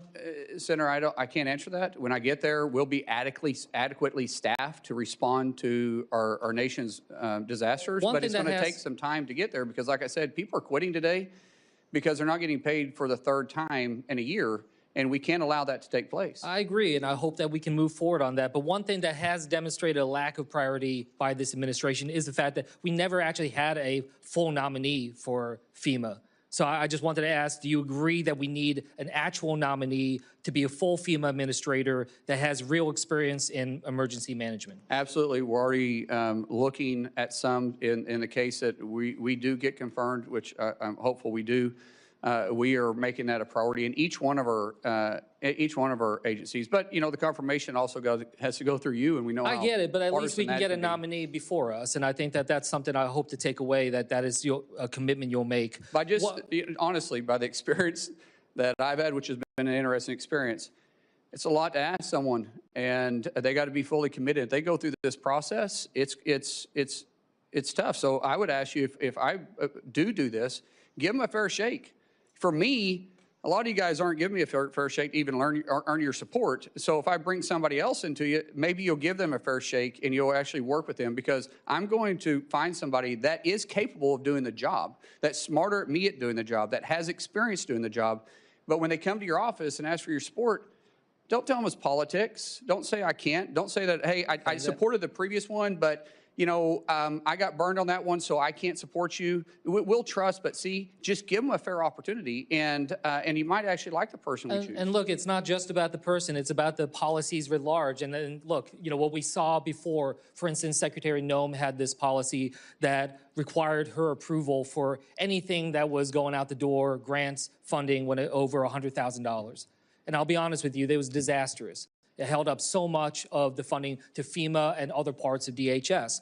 You know, Senator Peters and I did a review of this. Over 1,000 FEMA contracts, grants, and disaster assistance awards were delayed. So I wanted to ask you if you can commit to revoking this $100,000 policy by Secretary Noem. So are we talking in your office about that? And absolutely. That's called micromanaging. And I don't know if Secretary put that in or someone else did. I'm not a micromanager. We put people in, we empower them to make decisions. What is required to come up to my level will make decisions. We will have a very clear line of communication with every one of our agency's heads on their authority that is given to you that you gave to them within their parameters, and we'll discuss. But we're also going to be very responsible for the taxpayer dollars. But it's unrealistic It's just about to some it's degree. just adding so much red tape, though. I mean, they Yes, I really agree. delayed, especially when it came to disaster response down at the Texas floods. I want to switch gears here. This is something you remember we talked about, but we have this effort right now. ICE has purchased a warehouse in Roxbury, New Jersey. It's a facility the size of 8 football fields to house over 1,500 detainees. Never once did an ICE official go and talk to the local mayor, talk to the local law enforcement, assess the situation alongside the locals. So I just wanted to ask you, is that fair that DHS is imposing these types of large-scale detention facilities without local engagement and input? Sir, being from small rural Oklahoma, it's a big impact, and the community should be visited with, especially when you start taking a warehouse off. It takes it off the tax roll, which could make a huge impact, and you got to deal with impact aid if they're eligible for it. And then you got to talk about infrastructure. One thing I do know is construction. When you start talking about infrastructure on these places, a warehouse sprinkler system is much smaller than when you are housing individuals there. And if you say, I think you said the town is 60,000 people, and I believe you said this was smaller than that. Is it smaller than that? So about 22,000 people, okay, and of the which the detainees and the staff there would constitute about 10% of the population of that town. Yeah, and realistically, it's not. Most municipalities don't have the capacity in their infrastructure for waste and water. So it's important that we're talking to the communities, and if we're having additional needs, we can work with the cities, we can work with the municipalities, but we should always communicate with them. I agree with that, and this town has only 42 police officers, a volunteer fire department. Does that sound like the kind of town that has the resources to take on a warehouse of this magnitude? Sir, I don't know the circumstances behind this other than what you and I talked about. I committed to you when I visited with you in your office. We'll talk. I even said, you and I get on the phone with the mayor. If I'm confirmed, I'll make a trip out there and see it for myself, because it's a big concern of yours, and we want to address those concerns. And if it's not practical, but I also said it's got to be, there may be a specific reason why it's there. If I can't explain that to you, then that's a different story. But if there's a specific reason I can explain it to you to make it make sense, let's talk about it. But if not, then maybe we can be better partners. I'm glad that you commit to talking about it. There are some documents I asked ICE to send us about their evaluations of the warehouse. We have still yet to get it. Will you commit that that is something that we can get once If the documents are available, yes, but I've also offered something much better. I'll go with you personally and look at it. That's something that the local community will appreciate, and I hope that you will reassess this warehouse. As I said in my opening statements, we want to protect the homeland, but we also want peace of mind and bring back confidence to the Department of Homeland Security. And all this means that we got to work on that, and I will work on that. Senator Scott. Senator Mullin, congratulations on your nomination. This is a great honor that you have, and you have a great background. So I know you'll work your butt off in the job like you do everything else. President Trump was elected to secure our border, crack down on sanctuary cities, and keep our country safe. I want to thank the President for his leadership and Secretary Noem's help. Incredible progress has been made. Our streets are safer, our borders respected, and the jobs we've created are going to people in this country legally. Now, as a result of the Democrats' partial shutdown, in the 4th week, TSA agents are not getting paid. Everybody in the Senate's getting paid. I've had a bill since I got up here. If we don't pass budgets, we shouldn't get paid. I've had one of my Democrat colleagues say, oh, I've got a mortgage. I have to get paid. Well, think about all these people. TSA agents are not getting paid. Airlines or airport lines are in gridlock. We got FEMA grants stalling. Coast Guard counterterrorism operations are shrinking amid rising Iranian threats to our homeland. My understanding is ICE agents are getting paid, but not ICE leadership is necessarily getting paid. Last week, 2 terrorists boldly and hatefully attacked our citizens right here on our home soil, killing at least 1 person. The President's decision to stop the nuclear weapons and the ballistic missiles was a reason. What he's doing is making sure we don't get these attacks on our soil. It was only as a result of brave actions of a class of future military officers, citizens, and law enforcement that stopped these tragedies. They could have been massacres. Still, even as Americans are losing their lives, my Democrat colleagues are refusing to fund DHS and give them what they need to uncover and stop plots like these and protect the lives of our families and neighbors. It seems like that's our job up here. So, Senator Mullin, how do you view Senate Democrats recklessly holding DHS funds hostage at the expense of our national security interests amid threats from Iran and its proxies? Senator, it's unconscionable. How can you sit there with a straight face and say that we're trying to take care of the American worker when you're choosing to not pay 260,000 people and you're affecting their families? We've heard the stories of families having to stand in charitable lines for basic needs or getting a loan. And like I said, this isn't the first time. We're a month into this. They just came out of a 43-day shutdown that they were probably just recovering from. And yet we're still going to sit there with a straight face and say it's not about politics? So in sanctuary cities, local authorities can decline ICE detainers, which means that criminals are released back into the community rather than transferred safely into ICE custody. First off, I can't imagine anybody elected that wants criminals back in their community, but that's happening. This creates opportunities for illegal fugitives to relocate or reoffend, like in the tragic murder of Kate Stanley. It also forces DHS officers to go into neighborhoods to root out violent criminals, which is way more dangerous for everybody. Not only does this cost the taxpayer more, but also increases the risk for everybody involved, including bystanders, DHS officers, and potential future victims. We're seeing this play out right now, just a few miles away, where local officials in Fairfax, Virginia, are refusing to turn over an illegal immigrant who was arrested for groping 12 underage students. And the local elected want to put that person back out in the community. That's not even here legally. Instead of turning him over to ICE, Fairfax County prosecutors are trying to get him released. This is just one example of how sanctuary city policies choose to put illegal aliens over American citizens. How do you plan to deal with sanctuary cities like Los Angeles and Chicago to remove criminal illegal aliens? Sir, it's been a difficult conversation that's been had with these sanctuary cities. As I said going on, we don't get to choose which laws we enforce. As elected officials, you shouldn't choose which laws you enforce. We're not asking them to go out there and enforce immigration. We're just saying, be good partners with us. If we've got to serve judicial warrants, let us go serve the judicial warrants. If you pull over somebody that's wanted, that's in the country illegally, and it's a municipality, we're saying just hold them. At least let us do a background check on them and see who they are. And working with the municipalities are going to be vitally important, but also you've got to take a look at if they're not willing to enforce federal law and work with us, then where's the taxpayer dollars going to? And ideally, I would like to go in there and talk to the mayors. I'd like to go in there and talk to the sheriffs, talk to the police chiefs. Say, what is your concerns? How can we get past this? Because the president has made it very clear he wants to protect the streets for every American. He wants to restore law and order to every city. I don't think that should be controversial. But some people have for political purposes, or maybe they didn't like the tactics. Either way, I find it really hard to believe that law enforcement in those communities don't want to do their job.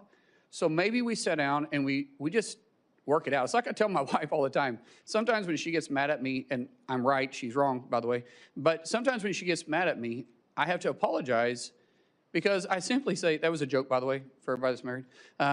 But I have to apologize, and sometimes I tell her, I said, honey, it's a misunderstanding. We still love each other. We still want the best for our family.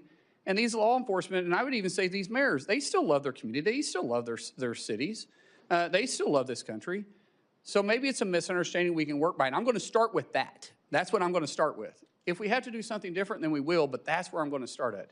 It's a misunderstanding, but we're going to force the nation laws and make sure we protect everybody in their city and hopefully work with them and never work against them. Senator Mullin, as Secretary of Homeland Security, do you have any ability to ban funding to sanctuary cities that ignore the federal laws meant to make citizens' lives safer, but then turn around and ask for federal money for added protection? Sir, That would be a last option, but at the end of the day, taxpayer dollars have to be used for the right purposes. And if people are refusing to enforce the nation's laws, then I think it's really hard to justify why we're sending them taxpayer dollars that are coming out of Oklahoma or coming out of Florida or coming out of Kansas or Arkansas when they're making that decision. But I will say that is not going to be my first or second or even third approach, but that would be my last resort. Right. Congratulations on your nomination. Good luck. Thank you. Senator Fetterman. Thank you, Mr. Chairman. So, hello, Senator Mullin. Thank you for coming in today. So, Americans don't like chaos, you know. America definitely didn't like the kinds of chaos during the Biden administration at the border. You know, as a Democrat, I was alarmed that there were up to 300,000 encounters at our border once a month. And that puts that in perspective. That's the size of Pittsburgh showing up at our border. And that's not sustainable, and that's not manageable, and it's making it impossible for us to assimilate.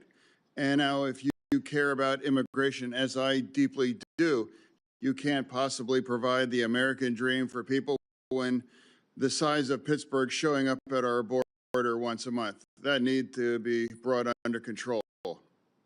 And that happened. I signed up that as a Democrat. The second part is rounding up all of the criminals and deport them. You know, I can't imagine why we can't agree with that as well, too. That's another thing that I signed up.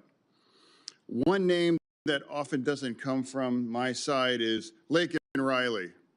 I agree for Renee Good, and I agree for Alex Petty, but I also deeply, deeply agree for Laken Riley and their family. And now all three were failures of our government there in that circumstances. And as I was proud to be the co-sponsor of the Laken Riley bill, because we have to address that. Two things must be true here. We need to have a secure border, and we have to round up and deport every single criminal in our nation. I can't imagine why that's critical or controversial for anybody, you know. So I'm trying to find a way forward. And now you and I have had conversations on this, and that's your commitment to focus on those things. I believe that's effective, accurate, correct? Yes, sir. Yeah. And now another thing.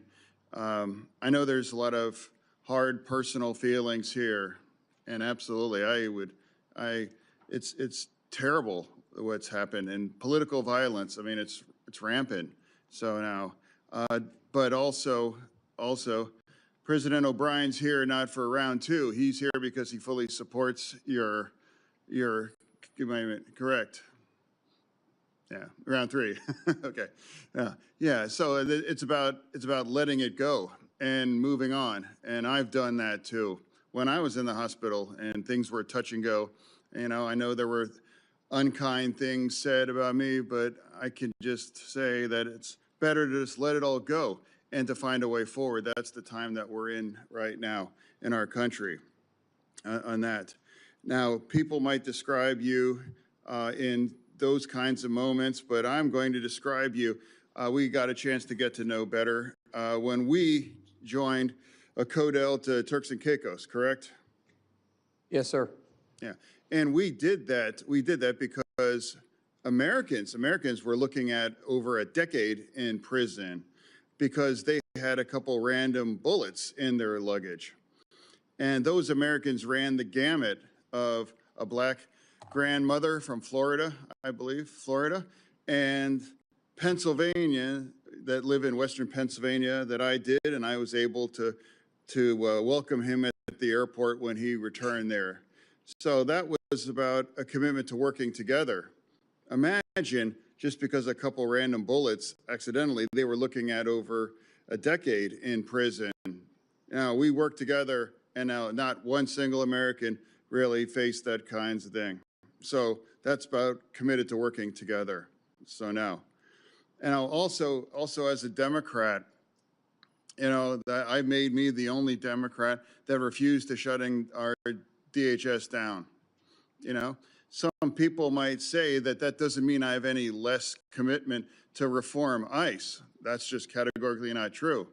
But it's a strange devotion. I don't understand why you would shut the entire agency down just because you want those kind of reforms on ICE that has absolutely no impact on ICE and doesn't force any of those things. I refuse to do that, and I refuse to punish those union members that are working. And now especially parts of that, it's true. It's like the cybersecurity agency is part of DHS. Yes, sir. Yeah, and that's currently on the shutdown. And now 2 of the top agents of cyber attacks come from Iran and China. They must be elated to know that that part is all shut down, because that's part of this shutdown that does not bring any reform to ICE. You know, that I want any less than other Democrats, you know, here. The difference is I refuse to punish and make our nation less secure part of that. So for me, I came here and I committed to come here with an open mind, and I'm going to continue to do that. And it's not going to be about gotcha moments. For me, it's about just saying my experience with you has been consistent kindness and professionalism. You know, the first time I met, it was you and your wife behind you when I was here at the orientation here in the Senate. And even before you got the call for the big job, you know, we were even discussing about getting together and having dinner as family. So that's an ongoing relationship, because that's also part of the fact here in this town, you got to get along and find a way to work together. And now we have to come at it and just let things go in the past for that. Finding a way forward, that's my responsibility to represent Pennsylvania. And for you, I just want to thank you for showing up.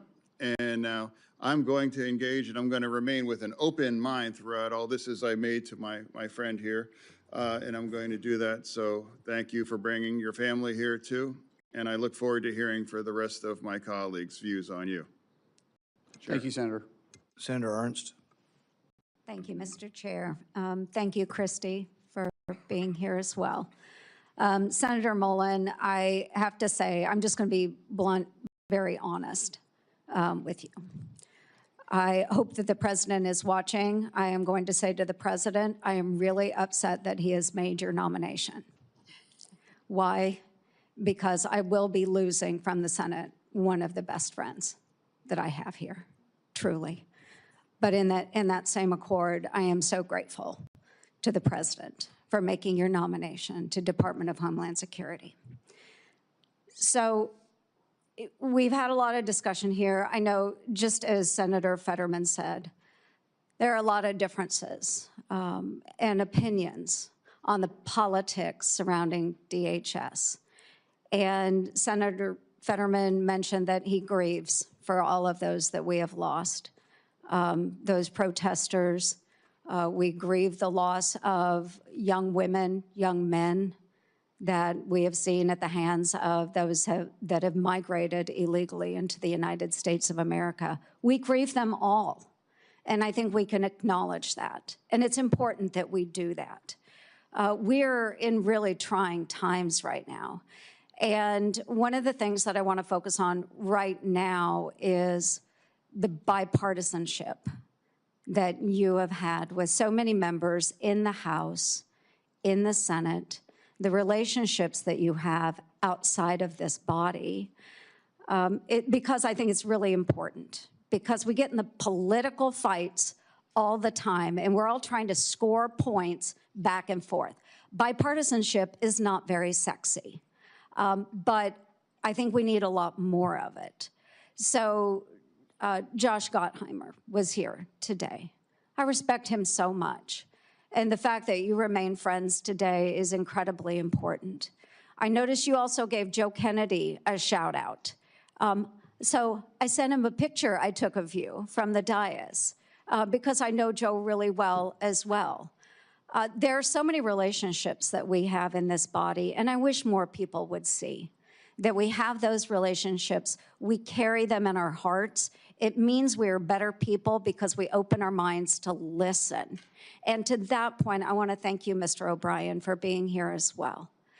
Because what started out as a very big difference between you and Mr. O'Brien, you found a way to both of you come together to share thoughts and ideas and turn something really good out of that discourse. And I think more people need to learn how to do that. And so to all my friends sitting here in the dais and those that are watching, is that this is how America works, where we're able to take differences and come together and not just shout at one another, but come together and figure out a way forward. That's what makes this country such an incredibly brilliant country, is that we can recognize those differences. So I want to talk a little bit about a trip that we took last year. So many folks know that you serve on armed services. I serve on armed services. We do congressional delegation visits. And a little over a year ago, or about a year ago, Senator Mullin led a congressional delegation visit into a country that had not been visited by an official delegation trip in 15 years. Along on that trip, I was also there. Chairman Smith was on this trip as well as Democrat Jimmy Panetta of California. We went to Syria. We sat down with the president there, al-Shara, for his first official visit from the United States of America. Now, a lot of people will say, he was a member of al-Qaeda. What are you doing sitting down with somebody that was a member of al-Qaeda? It's the same reason we sit down with people that we have differences with, is to find a way forward.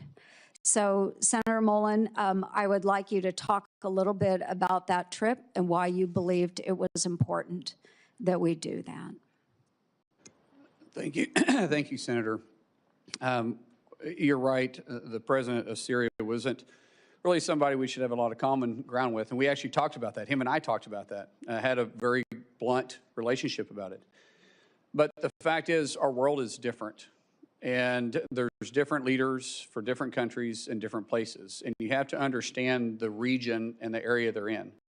We're not in the business of necessarily picking the leaders, but when we do, hopefully there's a way that we can work it out. And if you remember the president at the time, he said, when I was younger, I was fed a lot of propaganda. And I'm paraphrasing this. He says, but when I was in American prison in Iraq, he started looking at things different. And then he also went on to say, yes, I was affiliated with al-Qaeda, but it's much like you guys being affiliated with Russia. It was interesting to me knowing how you went through the history. He said, it's much like you guys being affiliated with Russia and China and World War II, and look where you're at today. Sometimes in war, when we're fighting for our country, I left Iraq and came back and fought for Syria because that's my home. We have the most diverse population in the history of the world in Damascus.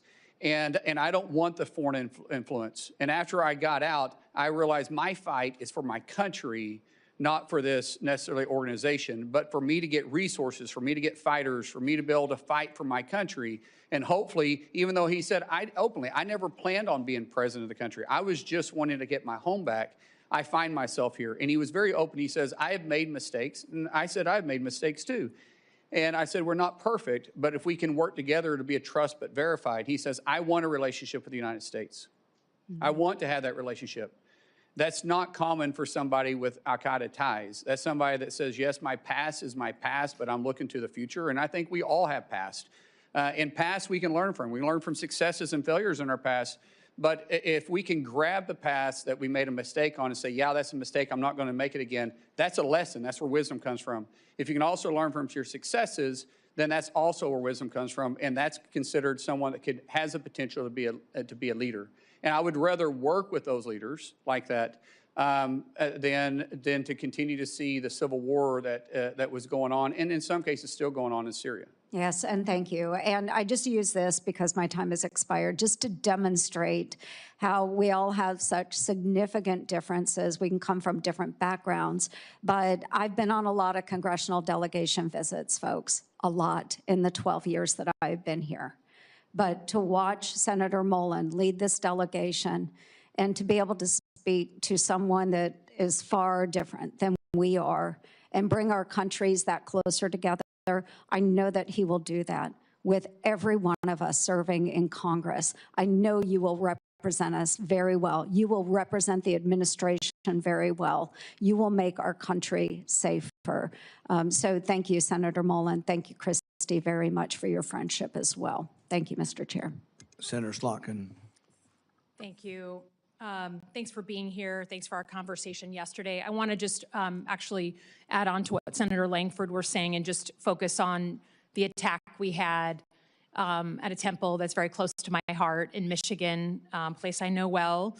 Last week, we had an anti-Semitic attack meant to terrorize not just that synagogue, but the entire Jewish community. And I think the light is really blinking red. And that is the feeling for the Jewish community. And just as an objective statement, the Jewish community is 10 times more likely to be the victim of a hate crime than all other religious groups combined. That's not a political statement. That's a factual statement from FBI data. We talked about the need to work together. The Jewish community is spending about $1 billion a year privately securing their own institutions. No religious group should have to spend that amount of money that could be going to lots of other things on their own security in the United States of America. So I would just ask your help in reforming the nonprofit security grant program so it's agile, so you don't have to like win the grant and then still do 100 pieces of paper. Maybe even looking at a rapid reaction fund, but certainly asking for some sort of task force. You know, I'm thinking about the community in Australia that went to the Australian government, the Jewish community, and said, we're seeing just a real uptick in threats. We're terrified. And then we have Bondi Beach and a very horrible thing. So can we just agree in public, again, on a bipartisan basis, to sit together to reform this program and figure out how we manage to the threat? Because we're not hitting it right now. Senator, you have a wealth of knowledge from your service in the intel community, and you will know this issue probably better than me. And so I would welcome the opportunity to sit down and talk to you, figure out what we need to do. I know this is very personal to you, and that's great. We may have some differences on some political views, but this isn't one. You and I will be, you know, laser focused and get this resolved if it's possible. But yes, I would absolutely welcome an opportunity to work with you on this. Great, I appreciate that. I think, you know, in general, your position or your future position as Secretary of Homeland Security sits at like the fulcrum of these big issues we're having as a country. Just big cultural issues. The use of law enforcement in our streets and where our rights begin and end, and then our elections, our democracy. And given the importance of that, I think it's important that we state really clearly where you are on those two issues. You know, I think first and foremost on the use of ICE. You know, my state voted for Donald Trump in 2024. A lot of people supported the president's immigration agenda, but then they watched with their own eyes, not filtered through a news source. They watched with their own eyes American citizens killed in their streets for protesting. They saw children caught in the crossfire and being tear gassed. They saw people randomly being pulled out of their cars and walking down the streets because they happened to look like they could be an immigrant and checked for their papers, which for many of us has a real history. They have seen people law enforcement go into people's homes without a judicial warrant.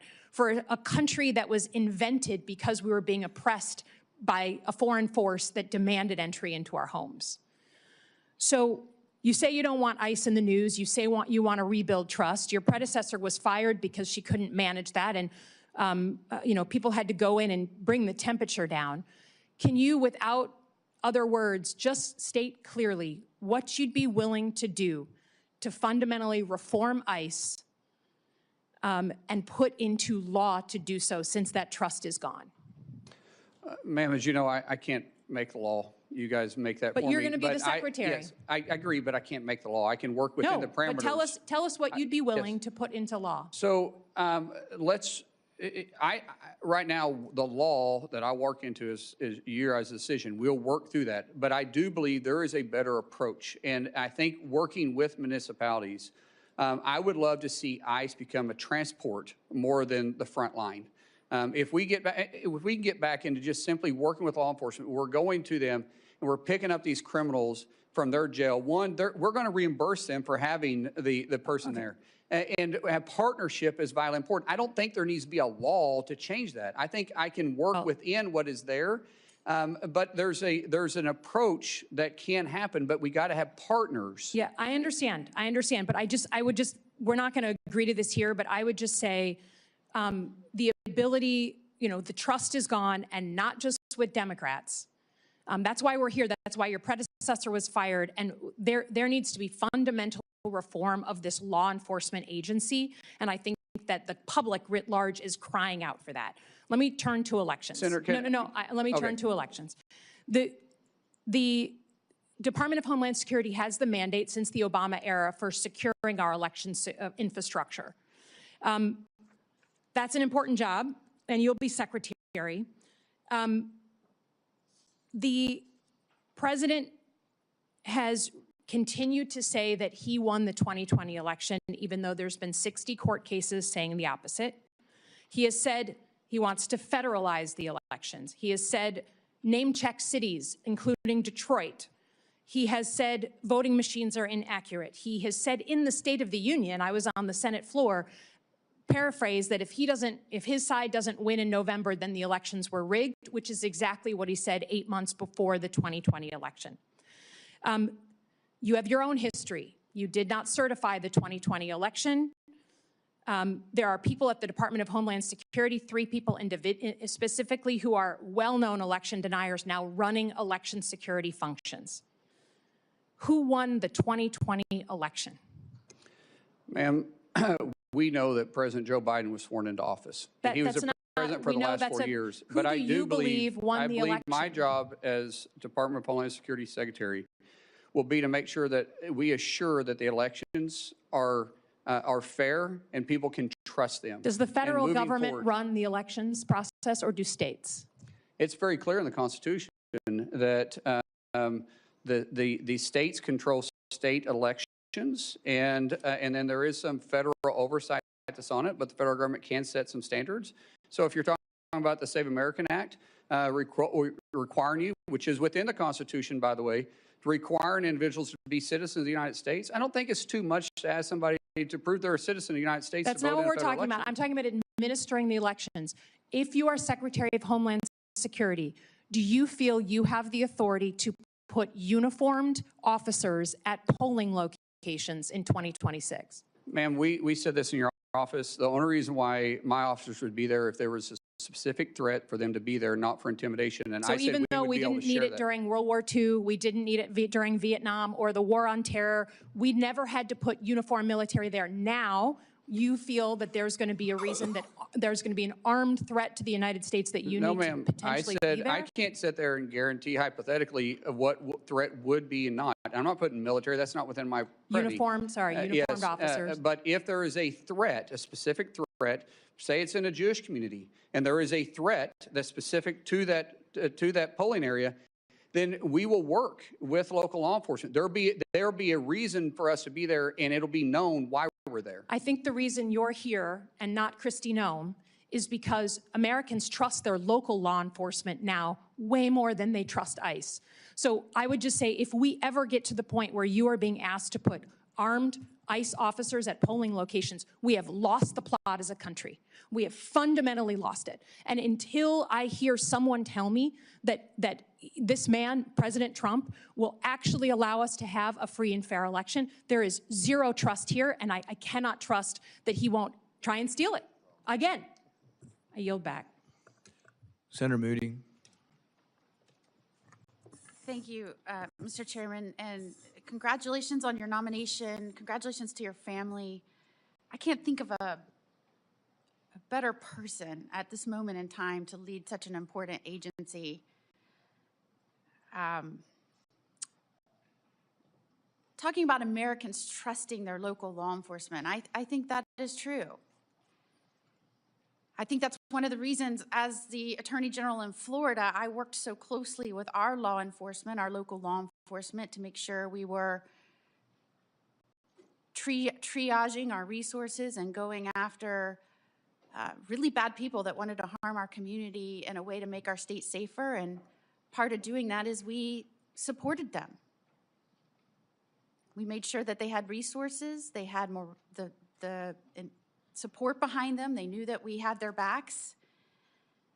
I'm proud that Florida was the first state to have every single county sign up to work with the federal government, because we were dealing with an unprecedented situation following the last administration where you had people working with radicals in that administration to destroy the border, roll out a welcome mat to everyone,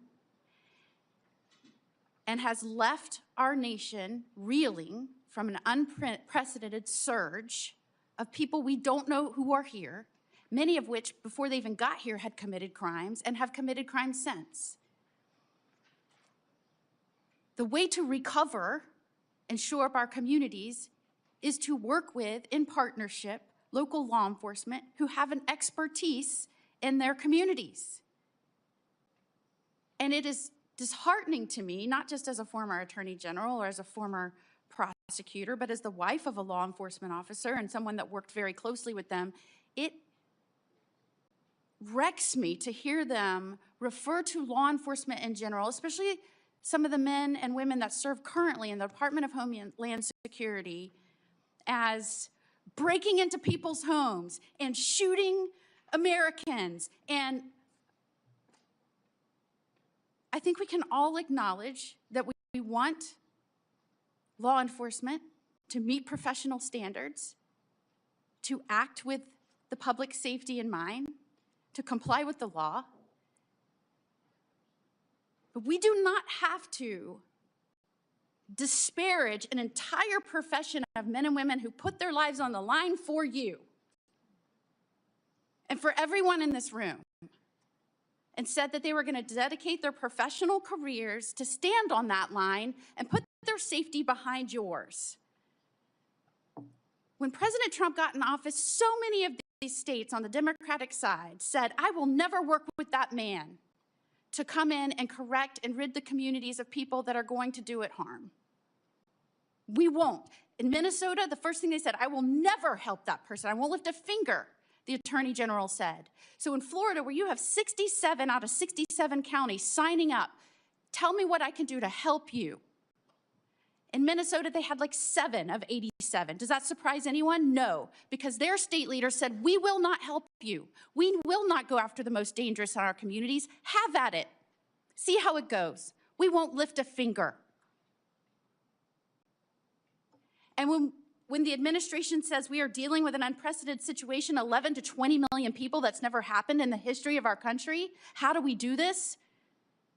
We need to make sure we're focusing on triaging and getting people out that we know may do harm to our communities. They're like, what are you talking about? You can't have quotas. They won't talk about the quotas where they said we're put to Border Patrol, push more and more and more and more in.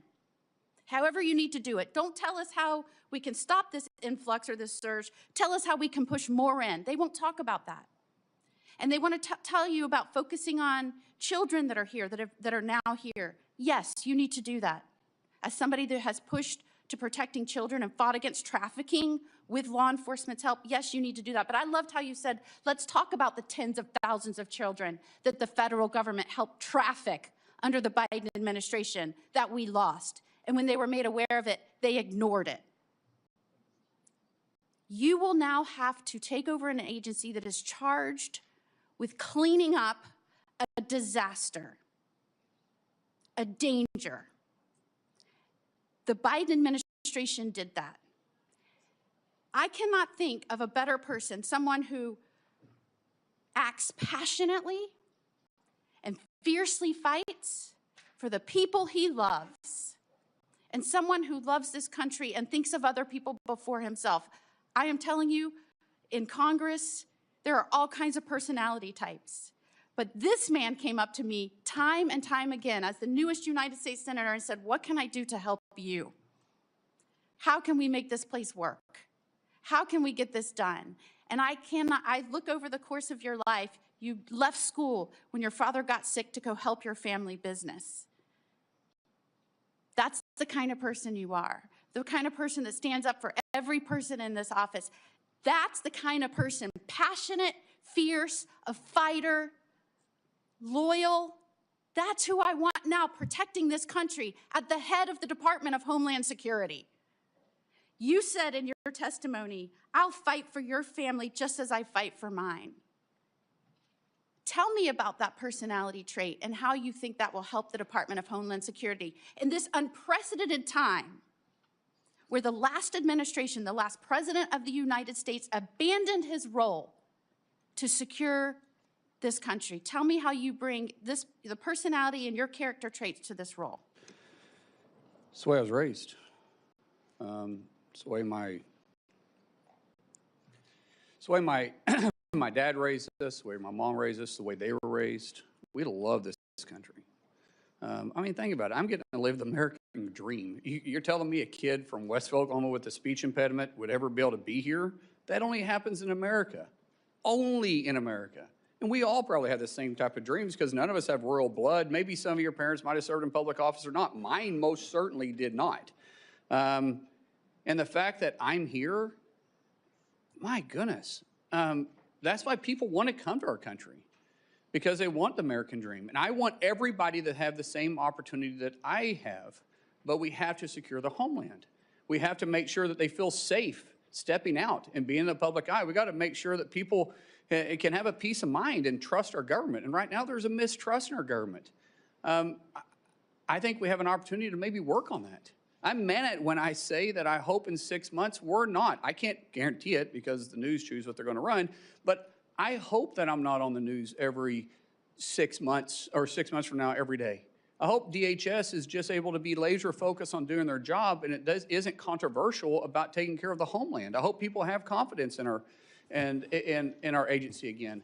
And I'm going to work every day to restore that. And you'll bring that same passion and zeal and protective instinct to protect every family and every community, working with local law enforcement because they know how to approach in a safe manner their communities. Nobody will take care of their backyard better than the individual. Senator Gallego. Thank you, Chairman. Hello, neighbor. How you doing? Easy day. Hey, brother. Good to see you. So, some very specific questions. What is the primary mission of Homeland Security investigations? From the IG or from us? I'm sorry, from Homeland Security Department. There's HSI is within Homeland Security. What is their primary mission? Well, it's not a trick question either. No, I understand that. And every agency, sir, we have specific missions that we are targeted to look at our aspect of protecting the homeland. In different directions, have different paths. And in different agencies, region-wide, there are 22 of them there. We all need to be in the same boat, row in the same direction, working for one common goal. And as I said, that's protect the homeland, bring peace of mind, and secure the confidence of the American people. Okay, so HSI, and being from Arizona, we're very familiar with CBP, ICE, and HSI. HSI specifically is very important because they specialize in dealing with human trafficking, human smuggling, counterfeit, bank fraud, things of that nature. Actually, I have a lot of friends that have worked for them forever.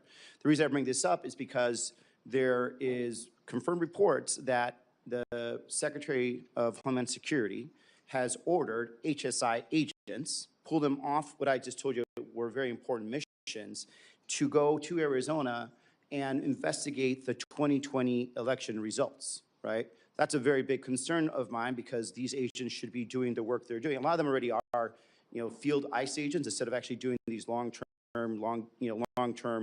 investigations. But now they're not even doing the ICE enforcement. They're literally going back and looking into conspiracy theories. So, for my experience and seeing you both on the House and the Senate, do you believe that Joe Biden won Arizona in the 2020 presidential election? The reason I ask is because, again, you're potentially deploying HSI agents to Arizona to check a result using our taxpayer dollars to follow up on a conspiracy theory. Sir, I'm not familiar with what the former secretary did here, and nor am I here to debate what happened in 2020. I do know that there's an opportunity to look at 2020 and make sure that anything that went wrong we can fix moving forward, because what we wanted to make sure is that in the next election, be it the midterms or in 2028, the American people trust our election system. Trust is vitally important. I want to always look at past mistakes and past successes, because I've addressed this multiple times, and I know everybody's busy here, and I know you didn't get to hear me earlier.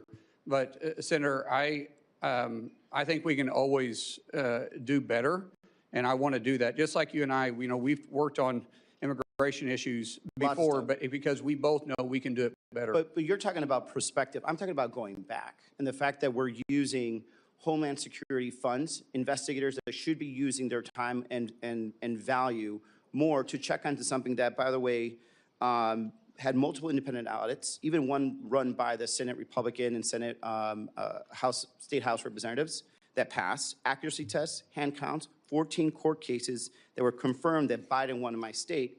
And so when I have personal friends that are HSI agents, friends that I know are telling me they are now being diverted from their duties, and what they're doing is they're instead of investigating child sex trafficking, child abusers, drug traffickers, which I don't disagree, we have not been doing the best at, and certainly I think a lot of that was under the Biden administration, did not do that sufficiently. But now instead of it not being done, now we have the opposite, where some of these best trained people are being ordered by somebody within the chain of command of the White House, which I get to quest later, to go investigate this false this false conspiracy theory, right? And like, as much as, for me, a concern of mine, because, I do know you very personally, and we got into work together. I think you're an upstanding guy, and I reject this idea that you're not qualified for this job 100%. But when it comes to something as existential as this, that's when I have to start questioning, like, are you going to be in charge of a department that's going to say, you know what, HSI should not be used for this? As a matter of fact, no one in Department of Homeland Security should be used to do and investigate an election conspiracy. So that's, what I want to communicate on this is, like, I really urge you just to end the investigation. There's no reason why we need to be getting back to 2020. There certainly isn't any reason why we should be using these highly trained professionals that should be going after some horrible people to be investigating conspiracy theories that have been litigated multiple times, and put them back where they were. Moving on from there, my other concern is something that I saw, with the previous secretary, and something that I've seen in myself in my time in the Marines, is that a chain of command is very important. I don't believe there was a real chain of command that was in the Secretary of Homeland Security. And when I say that, it's because I think Stephen Miller was the person that was actually calling the shots there, and you could see the results of what occurred. You had men and women in ICE and CBP that felt that they were unaccountable, talking to actual ICE and CBP agents from Arizona that got deployed to Minnesota. They don't know who really was in their chain of command. They didn't have operational orders. A lot of them did not understand, how to actually engage with the public at all. And when there was a point of who is responsible for making decisions, they could not figure out if it was Miller or if it was Secretary Noem and her deputies. They couldn't figure out if there were quotas versus there are quotas. Now we know that there are quotas. This is the problem. Is like, I want to make sure that if you're there, you're in charge and not Stephen Miller. Sir, the President has nominated me to be Secretary of Homeland, and I'll take full responsibility for that. Chain of command is important. I believe in empowering people to make decisions, but I will still be talking to the President on a regular basis And any policy that, that is within my realm of authority that you guys give us, if the president wants us to look at it, we'll look at it because I serve at his discretion. Yeah. One thing I don't know if it's been mentioned here, you probably would be what the only second Native American in the history of the country to be a cabinet member, which I appreciate. And you know that I also do a lot of work with our Native American communities, the 22 federally recognized tribes in Arizona. And the one concern I also have is that when it comes to building some of these installations on the border, there has been very, very little to no tribal consultation, especially with some of our border tribes, the Total Odom Nation, where we are building walls in areas that doesn't have much like ESL. So I have problems with the English once in a while too. There's a border wall that is going through tribal land that is in very sacred land that is not crossed and used significantly by human smugglers.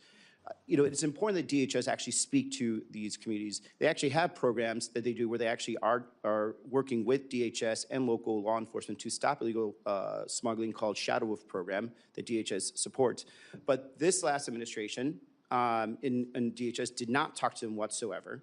Did not talk about, you know, did not even give the vague idea of tribal consultation, and now they're just building into some areas that has, you know, unfortunately some burials of some of their the people from their tribe. And so I think it's important that we reestablish tribal sovereignty, and I hope because of your background you'll understand and appreciate that. I respect tribal sovereignty, and there's a lot of technology. Now, we do have a job to secure the border, but we will work with tribal nations because there's other ways to have a physical barrier where you can have technology there too. And I don't think anybody would complain about that, but yes, you know my background. We have worked on tribal issues a lot, and I appreciate your passion. And I have a lot of good friends in Arizona with tribes that have that we've been able to have good relationships with. And these tribal nations would absolutely work with you as long as they felt that there was the respect and also respect for the land, because we have a history of that. And Mr. Chairman, I'm up. I can. We're going to come back around if you have a question. Thank you. Senator Hawley. Thank you, Mr. Chairman. Senator Mullin, welcome to the committee. I see you have some supporters with you today. Chairman Smith, good to see you. My friend Sean O'Brien is here. I want the record to reflect that my money was always on O'Brien. I just want that noted. I want it noted for the record. Senator Mullin, let me ask you this. In your own words, could you tell us just in capsule form, what is it that DHS, what's the mission of DHS as you understand it, as you would put it, as you would explain it? Quite simply, it's simple: to protect the homeland. Very good. To protect the homeland. Okay, let me ask you this. 10 days ago, there was a shooting at Old Dominion University that left one person dead, 2 people critically injured. The gunman had potential terrorist ties. Is this a good time for the Department of Homeland Security to be shut down and unfunded? It's the worst time, and keep in mind, we just came up a 43-day shutdown, as this is the 3rd time in a year, and it's devastating to the morale of the men and women we have tasked to take care of all of us, all the homeland, regardless if it's a blue state or it's a red state. We have to look at it all the same, and they have that mission mindset, but they don't have the pay to follow it up. A few days before that, 2 individuals attempted to detonate bombs in New York City in a way that would cause mass civilian casualties. Both of those individuals have potential terrorist connections. In light of that, is it a good time for DHS to be shut down? Sir, I think with the current conditions, this is the worst time we could possibly do it. A few days before that, in Austin, Texas, 3 people were fatally shot outside of a bar there when a gunman opened fire in the early hours of a Sunday morning. That gunman also had potential terrorist ties, and yet DHS is shut down. Just a week ago, a gunman loaded his truck with incendiary devices and rammed it into the Temple Israel Synagogue outside Detroit, Michigan. As I'm sure you know, 40 law enforcement officers, 40, had to get emergency medical attention. It's a miracle. By the grace of God, nobody was killed except for the gunman.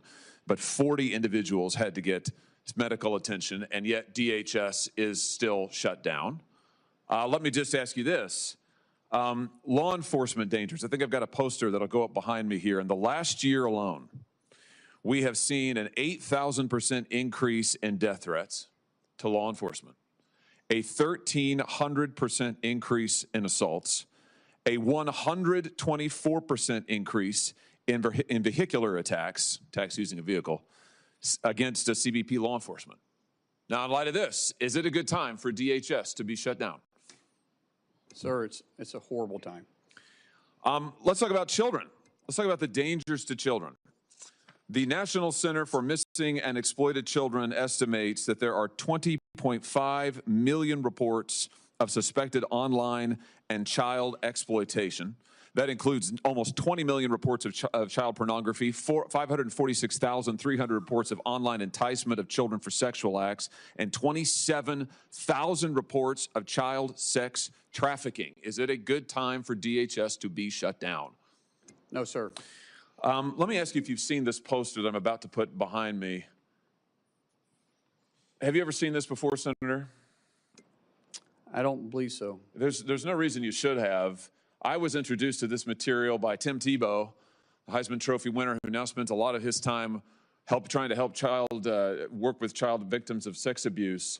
This poster reflects every individual IP address in the United States in about a 1-month period that was sharing, distributing, posting, or trading child sex abuse material or child pornography of some form.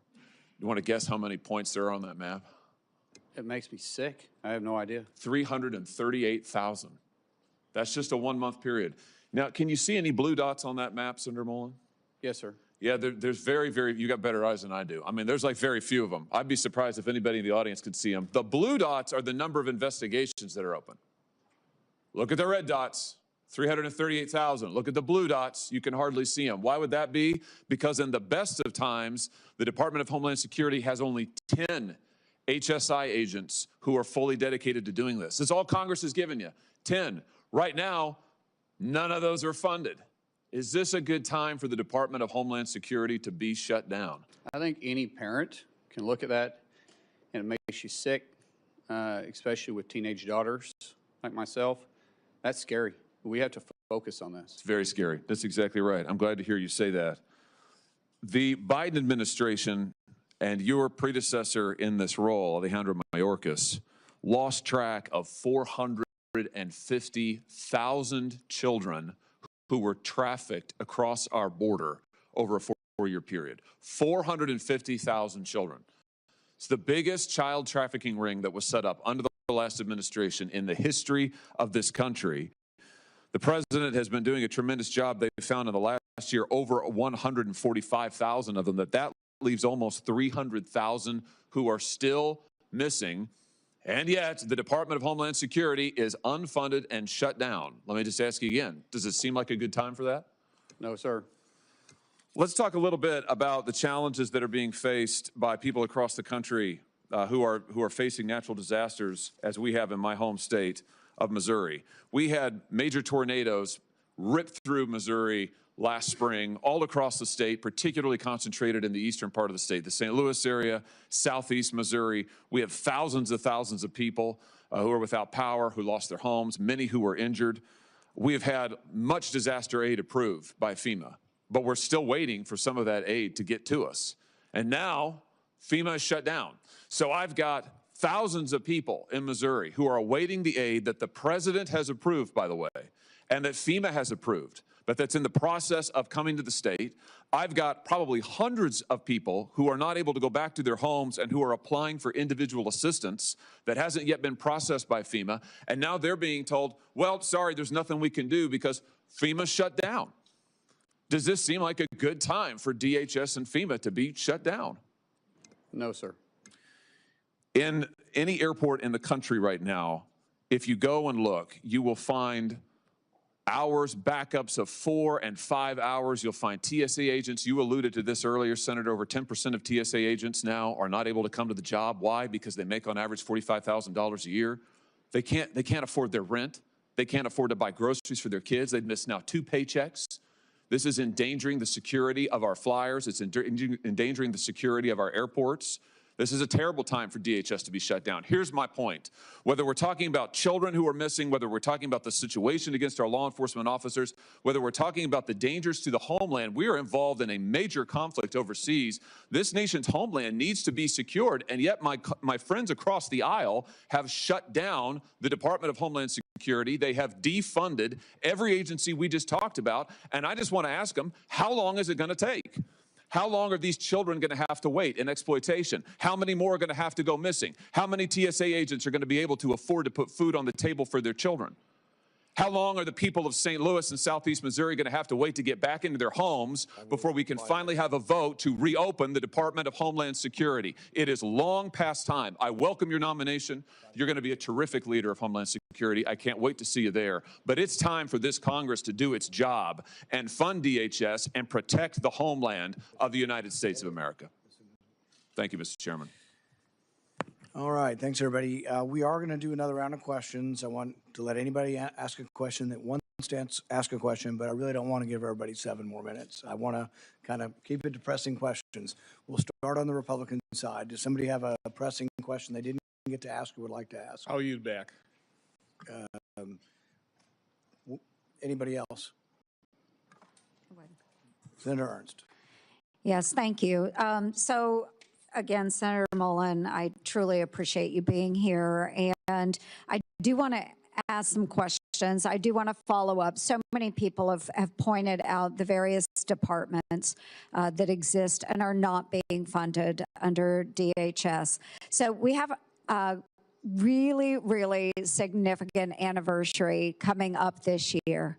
So most people will think it's our nation's 250th. Which is extraordinary. But the other significant anniversary that has impacted so many of us, especially those of us that have served in uniform, significant anniversary, the 25th year of September 11th, 2001. So right now, we are currently in our 32nd day of the Department of Homeland Security being shut down.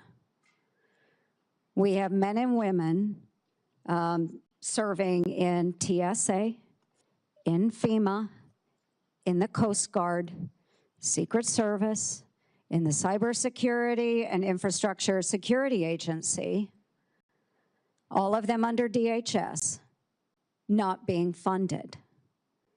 Now, I just heard in the first round of questions, one of my colleagues on the left say, this has nothing to do with ICE. They are funded. If it has nothing to do with ICE, why are we not funding these agencies that protect Americans? Especially as we're coming up on the 25th anniversary of September 11th this fall. It's a significant anniversary. I hope never to repeat it. But the fact of the matter is that there is a greater possibility of September 11th happening all over again because we are not properly funding the men and women that protect our homeland. So I don't want to hear folks say it has nothing to do with ICE, because I do believe when we get into the politics of this, it is about ICE. It is about ICE. So I would love for my friends on the left to acknowledge it's about ICE, but acknowledge that protecting our homeland is much more important than the politics of this. Yes, question. Senator Mullin, do you think it's time to set aside the partisan politics and partisan games and fund DHS as a whole so that the department can be fully functioning to protect Americans, especially as we are approaching this fall, the 25th anniversary on one of the greatest attacks that we have ever seen on our homeland? Yes, Senator. I look at this as a political theater that we're playing games with, and we're risking people's lives, and we're disturbing people's lives. As I stated earlier, we have 260, 280,000 employees in DHS that's still on the job, still working, still keeping us safe without pay. I don't know how in good conscience you could sit there and think that's okay. It is not okay, and I look forward to your leadership at Department of Homeland Security. Thank you, Senator Mullin. I yield back. Senator Peters. Yeah, I have a couple questions for Yes, sir. you, Senator Mullin. But before that, I just want to clarify what we're hearing about funding for Homeland Security. I think the political theater has been on the Republican side, because there is really no debate with any of my Democratic colleagues that we need to fully fund FEMA, that we need to fully fund the Coast Guard, we need to fully fund CISA, to fund all of those other areas. The TSA folks all should be fully funded. But unfortunately, my Republican colleagues who control the floor, you are in the majority, you determine which bills go on the floor and which ones are up for a vote. The way we can do that so we don't have a floor vote is we can go and move by unanimous consent and move a bill and say, is there anybody that objects to this bill? And if they don't object, it immediately is passed. That's the procedure. So folks at home watching this, we have bills that will immediately pass and could pass today. We have put on the floor bills to fully fund TSA. And my Republican colleagues have objected. I heard all this support for TSA today, so I hope you tell your colleagues, don't object to the TSA funding bill. Please don't do that. We could pass it today. God, that would be great. But we heard a lot of theater, all this stuff. FEMA, pass it today. Coast Guard, pass it today. CISA, cybersecurity, pass it today. So as the nominee for Homeland Security, I would hope you would tell your colleagues, boy, this is really important. Don't object to the bill that allows us to pay for this. Now, granted, the CBP and ICE are not in there because we are around negotiating about making sure that there are guardrails in place so that local or that federal agents have to abide by the same rules as local police. You know, when I go home and I say that, everybody says, really? They don't have to do that now? I'm like, no. But Republicans are going to hold TSA hostage. They're going to hold Coast Guard hostage. They're going to hold FEMA, CISA. They're going to hold it all hostage because they don't want to give any ground on making sure we just have common sense guidelines. We have a solution for that. Pass the bills for all of these other agencies. Pass them. They can happen today. We've tried for the last 2 weeks, and my Republican colleagues object. Don't object anymore. And then let's focus on trying to come together. And I appreciate your comments about how we come together. Let's come together and figure out how we put common sense guidelines in place for federal agents that are operating in our communities. You've expressed an interest in doing that today, and I take you at your word for that. So let's do that. But let's not make TSA a hostage in this whole thing. Let's pass the bills. We can do it. So I've heard it. I heard HSI funding from one of my colleagues here. I want to be clear, HSI is funded because both CBP and ICE are fully funded because of the big bill that passed last year. So that funding isn't even in jeopardy. What's in jeopardy, we can fix today. All the things that are not being funded, we can fund today. And every single Democrat is for it. There's only one Republican, it only takes one Republican to object, and apparently that keeps happening. I'd talk to that one Republican and say, stop objecting to this. If you truly all believe in that, stop objecting to it. HSI is getting money now because of the big bill. But what's the problem with HSI? And I agree with my colleague with child exploitation. I'm going to be at the top of the list when it comes to making sure we're doing as much as we can to stop that. But unfortunately, this administration has actually transferred all those HSI people to immigration enforcement. They're not even doing what they were supposed to be doing. So I would hope if you are confirmed, you will bring those folks back to their role that my colleague says is so important, which I agree with. But why did the administration send them off to immigration work then? Apparently, the administration doesn't think it's as important as my colleague. And I just want to wrap up here. Questions that we had related to your bio. And the biography is important. And it's important that we fully understand how you're presenting yourself, and if there are any ambiguities, we want to work that out. On March 11th, I sent you a letter asking for information about any activity related to any special assignment, which you talked about here today, that you have been involved in. There was no exception for official travel or any of that. We just asked any of these special assignments that you have talked about. You responded to the committee in that letter by saying my voluntary work included special assignments outside of DOD, was that I offered support and mentorship from a Christian perspective to both Afghans that supported our efforts and other personnel that served in war zones. You stated your special assignments occurred intermittently between 2006 and 11. My letter did not exclude official travel, and it also gave you explicit instructions in that letter for providing classified information, how we could do that, and do it in a way that protects that classified information. You didn't provide any of that. And today is the first time that I'm hearing about your classified activities from 2015 to 16. Quite frankly, as we've had these conversations, you have not been forthcoming with me or this committee. The story always seems to evolve, to kind of change. And as you know, candor, honesty, transparency are absolutely critical, particularly at this time to try to build trust as the Secretary of Homeland Security. So we have to clear this up. We feel pretty strongly we have to understand exactly what this is, especially with all your public comments that have raised a lot of questions. We've checked. The SCIF is available.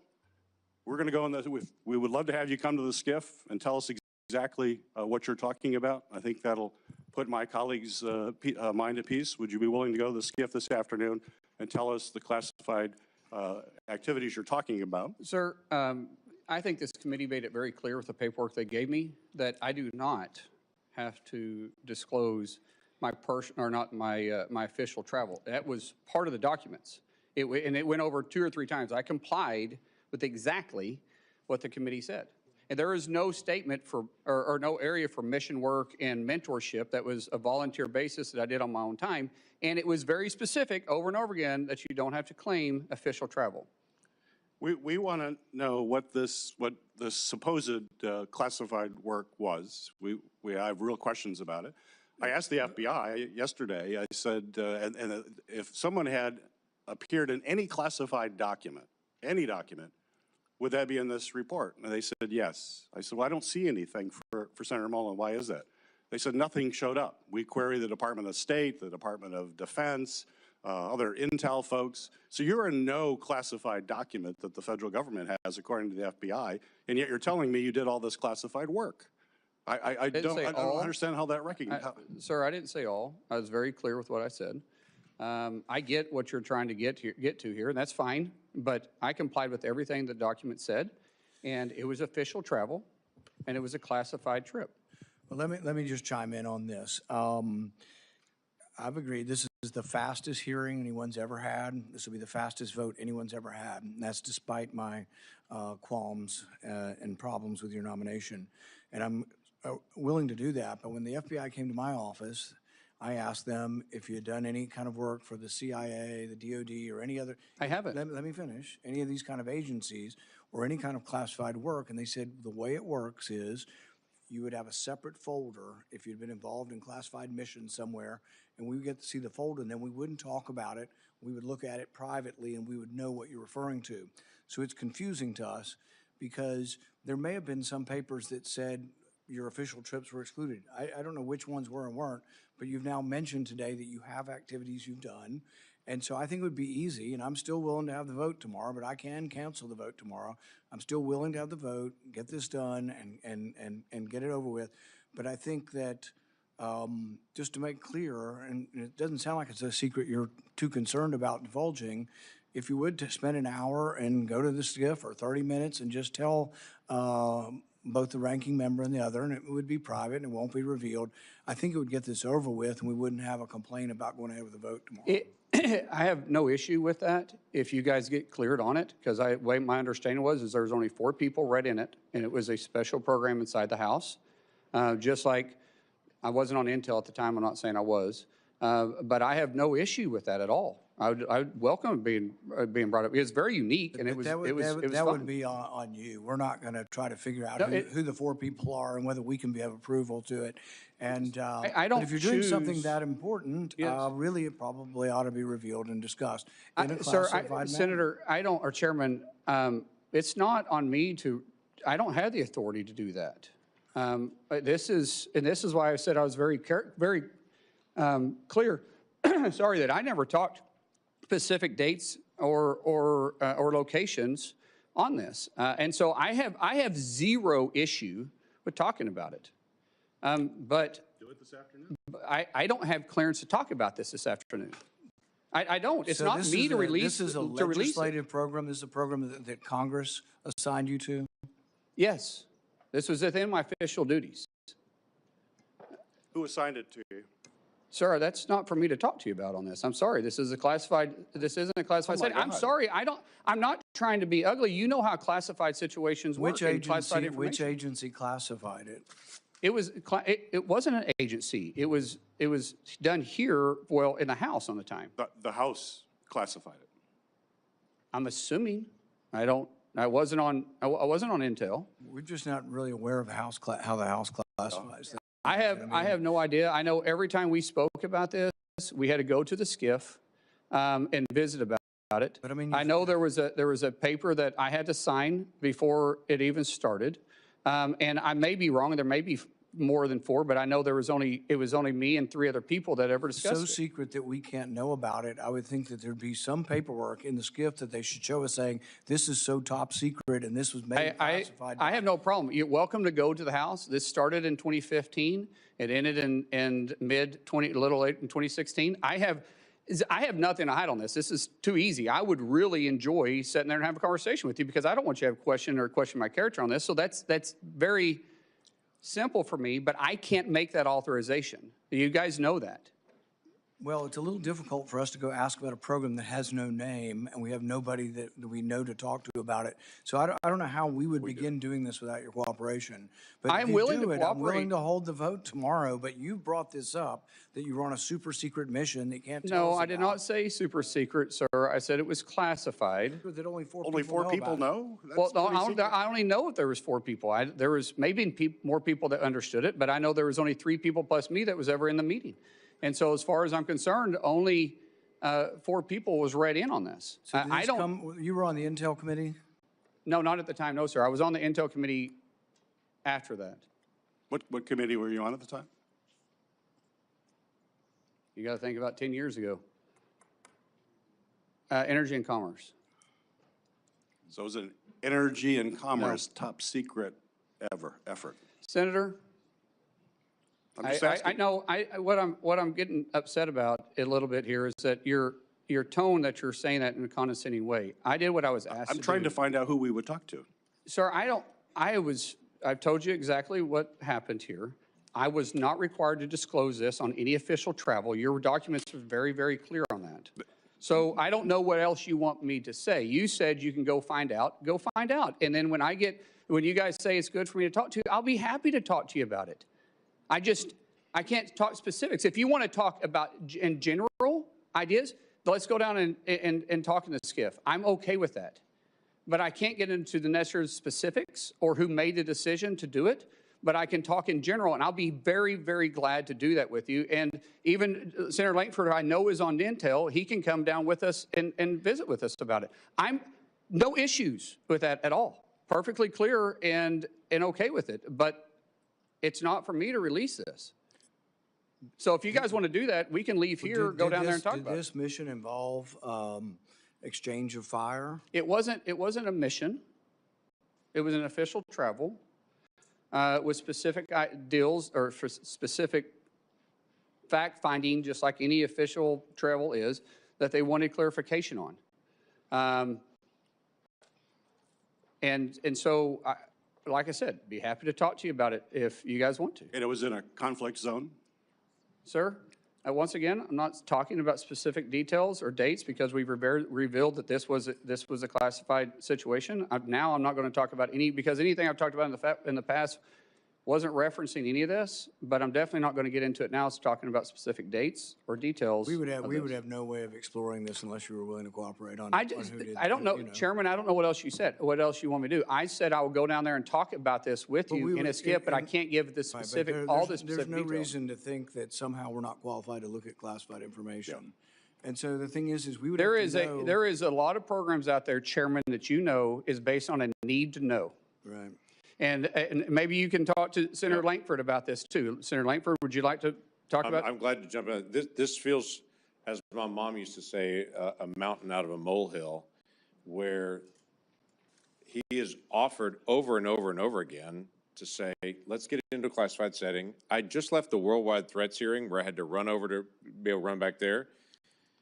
And meeting with all the folks there, there were several questions that I asked there that they gave me a partial answer and said, I'll give you the rest of this answer in a skiff. And everybody goes, oh, okay, I get that. Because there are some things that are sources, methods, or actions that we're all keenly aware of on this. And I don't know what else he could say at this point other than let's get in the skiff and let's actually talk about this. Why don't we start with that initial meeting and see how that goes? Yeah, we'll have an initial meeting. That's what we asked for, Senator. Yeah. He said he couldn't do that because he wasn't authorized to. No, I did say that. I said I can't give you all the details to it because it's not for me to release it, but I can talk to you in general about it, but not in this setting. Yeah, and let's get the information out and be able to talk it through and be able to find out what this is. Let's All of us have been in let's- classified settings before. Let's try to get it done this afternoon so we can. I'm available proceed right with after that. this. So All if right. we're, Senator, or and Chairman, if you want yeah, to, we can go let's- lead from here and go straight there. Yeah, and let's try to get the hearing finished. So I really want to, let's try no more speeches back and forth on all the ICE stuff if we can. If you kind of just conclude that one, can I come back to you in a minute? Sure. All right. Senator Hassel, let's try to get off of funding ICE and stuff. Let's just try to stick to the nomination for now. I appreciate that, Mr. Chair. I do have to take a moment because during my first round of questions, I discussed the current impasse we find ourselves in over ICE reforms and DHS funding, and I didn't speak clearly, so I just do need to clarify my comments now. ICE already has significant funding right now for the President's budget bill, from the President's budget bill last summer, which provided the agency with several times more money than its annual budget and gave ICE broad discretion about how to use that money. That means that the partial shutdown that we have right now has nothing to do with whether ICE has the usual levels of funding it needs to operate, since the agency already has many times its annual budget. It's about, instead, the need for policy reforms to help ensure that ICE operates using the same kind of standards that state and local law enforcement in New Hampshire and around the country uphold every single day. Now, Senator Fetterman was right earlier when he pointed out that this shutdown is impacting other parts of DHS that handle cybersecurity and transportation security and other critical functions. We need to resolve it right now, and as Senator Peters just described, we have been pushing to do that in the ways that the minority can. We need to reach agreement on ICE policy reforms or by funding the rest of the department while we continue to negotiate on those reforms, something I strongly support, but unfortunately, Republicans have blocked. The reforms to ICE are critical. DHS is supposed to be prioritizing the removal of dangerous and violent criminals. Instead, we've seen DHS agents assault and even kill American citizens while wearing masks, seeming without accountability. So now this is the question. Senator, if a masked ICE or other DHS agent kills an American citizen, should local law enforcement be allowed to investigate and hold that agent accountable? Unfortunately, local law enforcement isn't supposed to be investigating federal. That's what DOJ and FBI is for. Now, we will communicate with local law enforcement, but that's not their job. FBI, it just same thing if in most municipalities, if there's a fatality shooting, there's another agency that oversees them. And in this case, it'd be the FBI who is set up inside the DOJ to investigate those.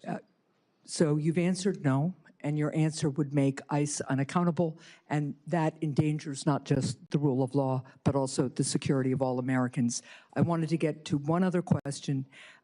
During the past year, DHS leadership cut CISA's expert workforce by nearly a third.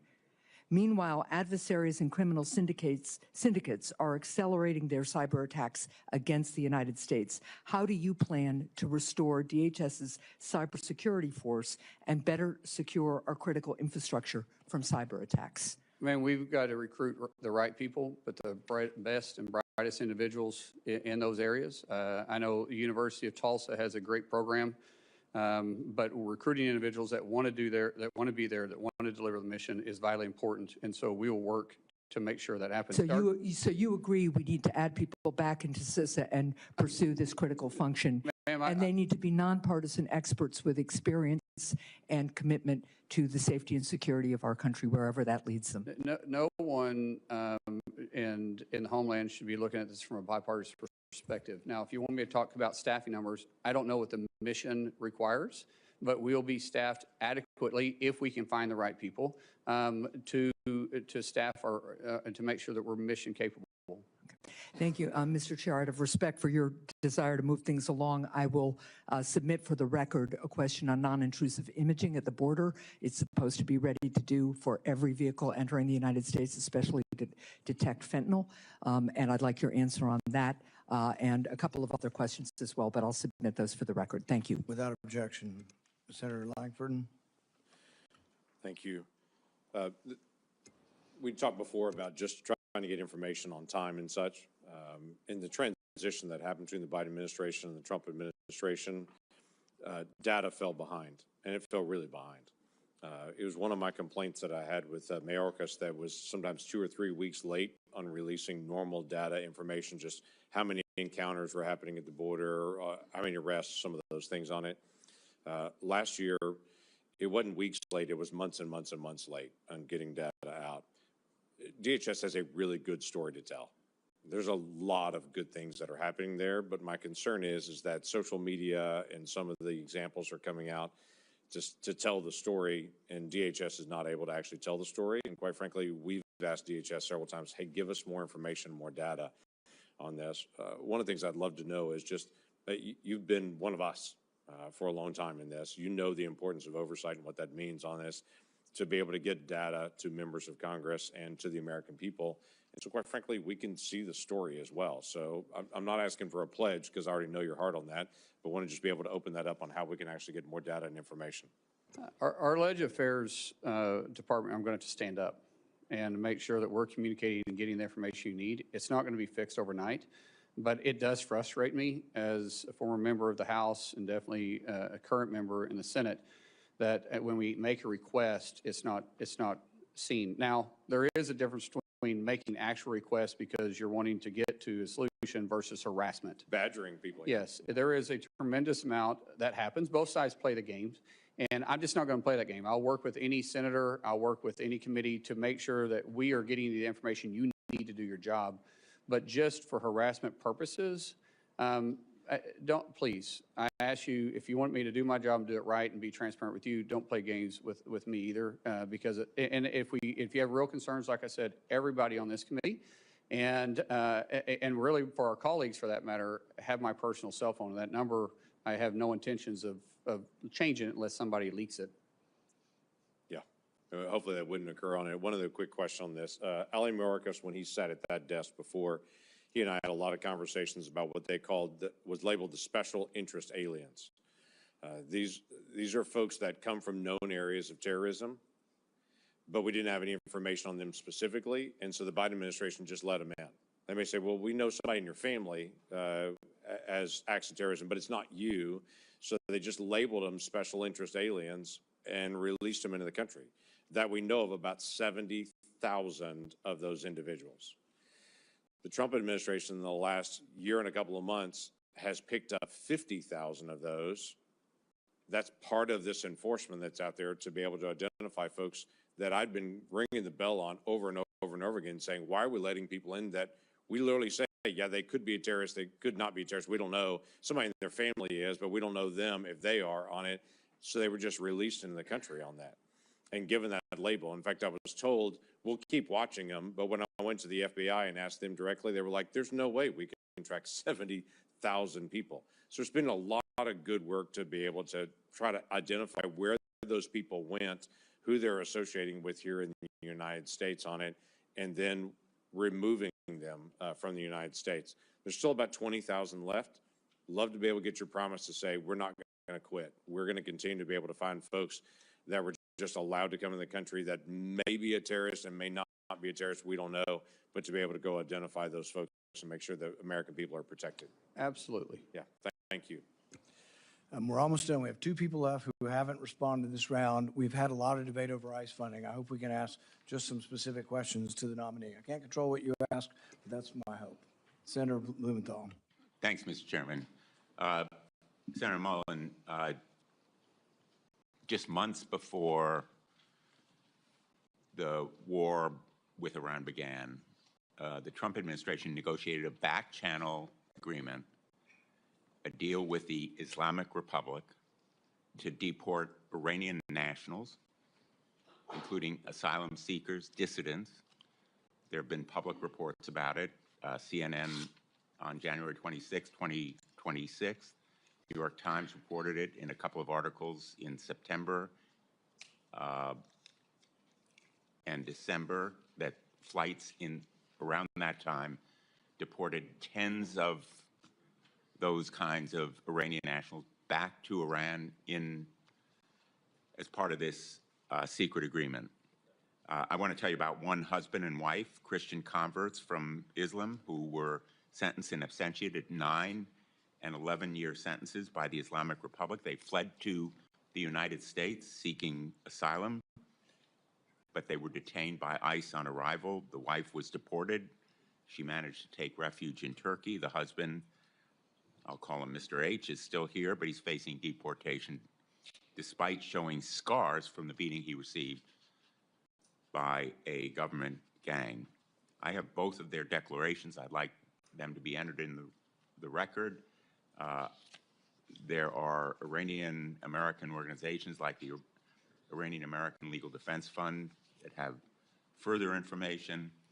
I have no doubt that you share my outrage about the treatment of this couple and other Iranian nationals who were deported, possibly to torture and death in Iran.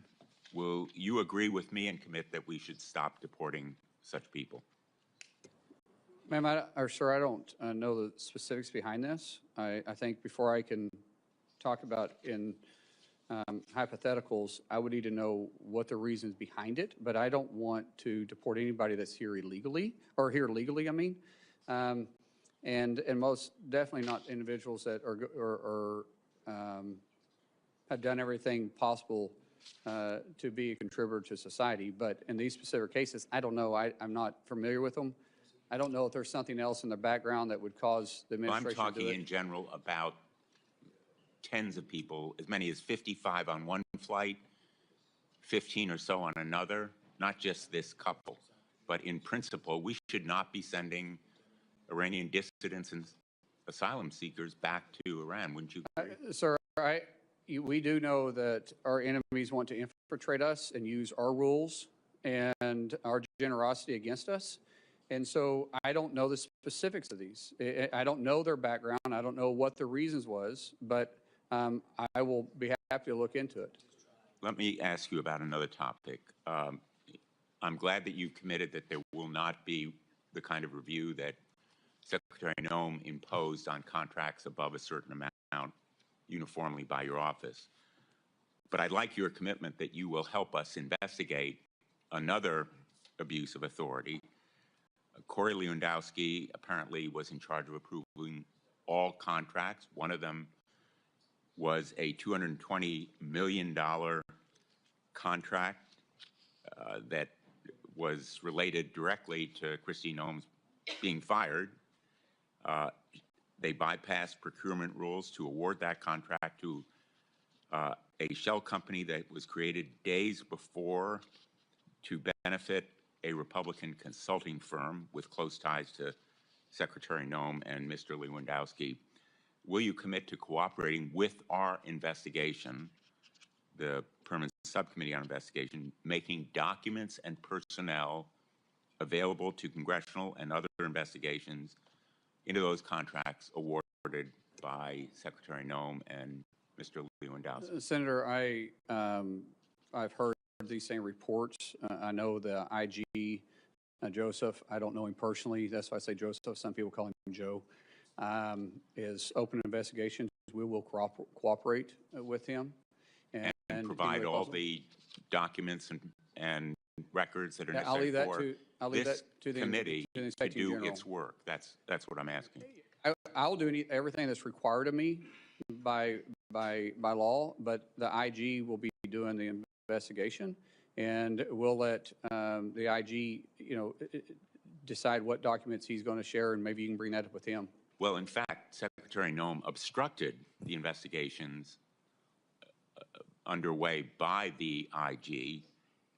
In fact, in at least 10 investigations, they were the subject of a letter from the IG. Are you committing to immediately begin restoring the department's working relationship with the IG? If confirmed, absolutely. I will do everything required of me by law and the policies that you guys give me. There won't be any gray area with me. We want to have a good relationship with the IG. He's got a job to do, and every other agency that's underneath DHS and has a you'll job to do. cooperate with the committee in providing those. Sir, I've everything that is required of me to report, and anything that you want the IG to do, that's between you and the IG. Senator Mullins, I don't think I need to tell you that the American people have been appalled and angered by what they've seen in the excessive use of force. We've had hearings before the Permanent Subcommittee on Investigation that have shown Aliyah Rahman, a woman suffering from traumatic brain injury, yanked from her car in Minneapolis, dragged by her arms, leading both of her shoulders to be torn. Javier Ramirez, a father of 4 from California, detained for 4 days and refused medical treatment for his diabetes. We documented these abuses in a report that we issued and in hearings that we conducted. One of them was Marimar Martinez, who was on her way to donate clothing at a local church when she came across agents in an unmarked car. Agents sideswiped her car. 3 masked agents in camouflage stormed out, and one of them pulled out his gun and fired at her moving vehicle, hitting her 5 times. And the agent then bragged about it. He bragged about it in a text. He said, I have an MOF, I won't detail it. I fired 5 rounds and she had 7 holes. Put that in your book, boys. Shouldn't we be disgusted by an agent that fires at a U.S. citizen, no criminal record? She was charged. Senator Blumenthal. The charges were dismissed.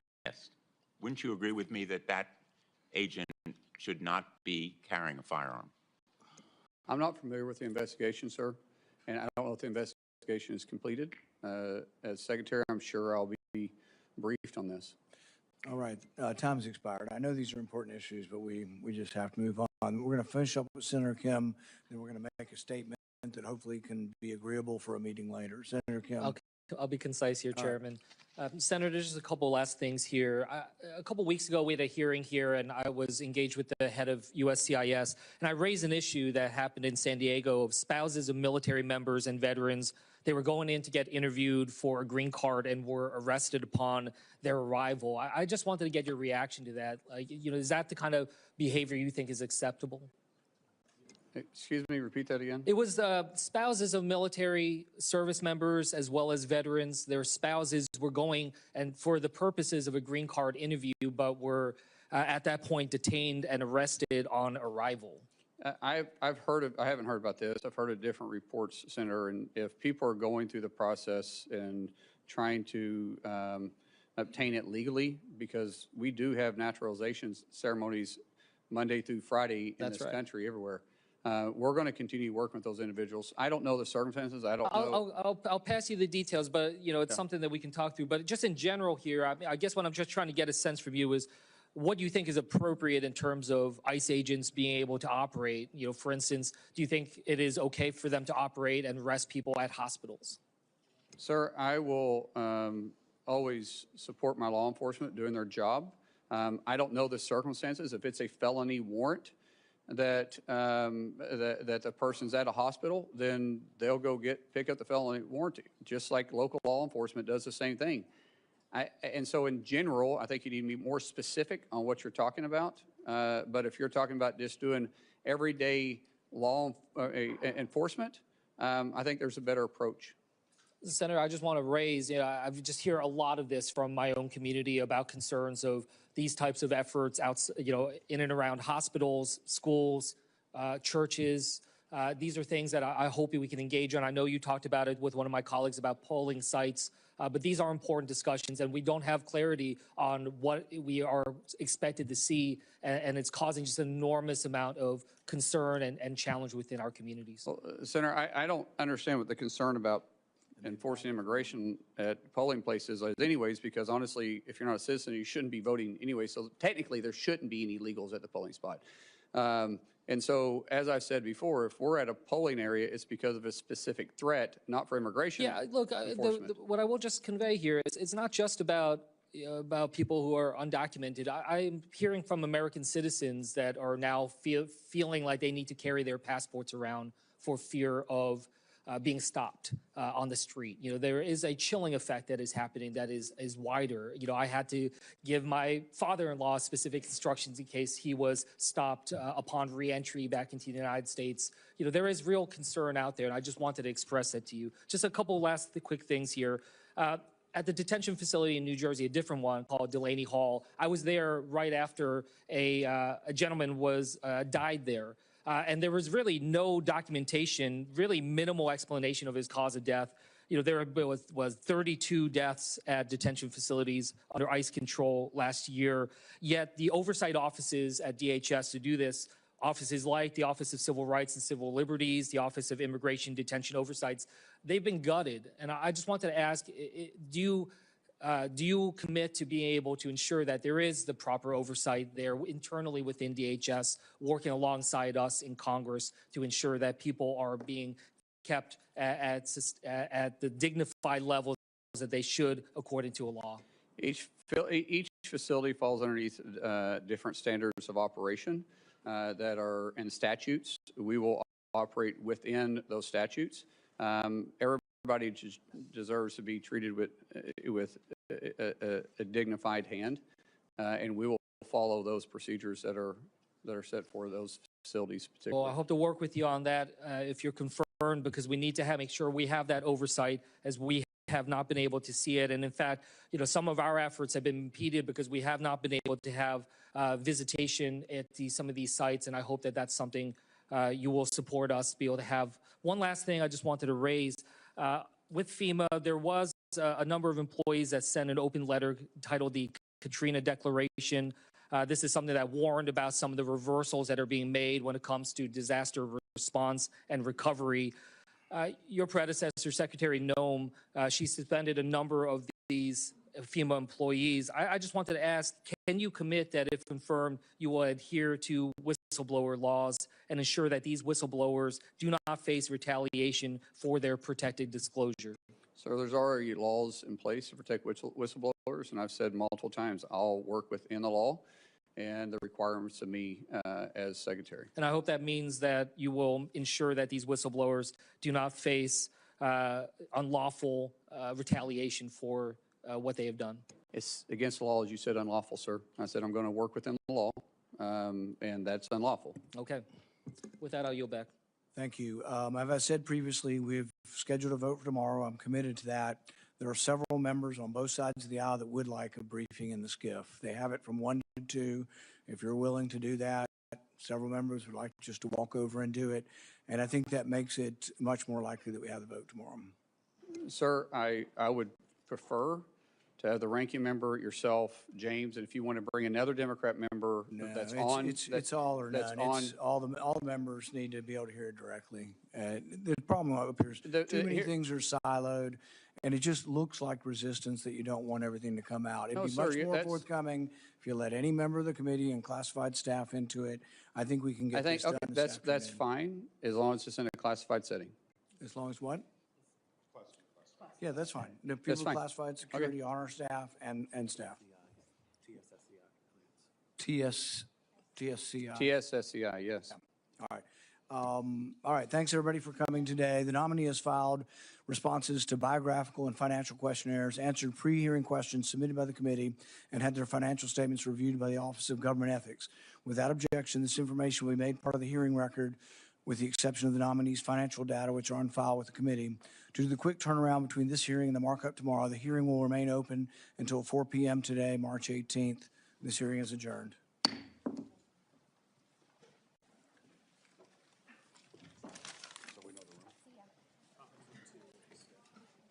James, conference room 2. Conference room 2.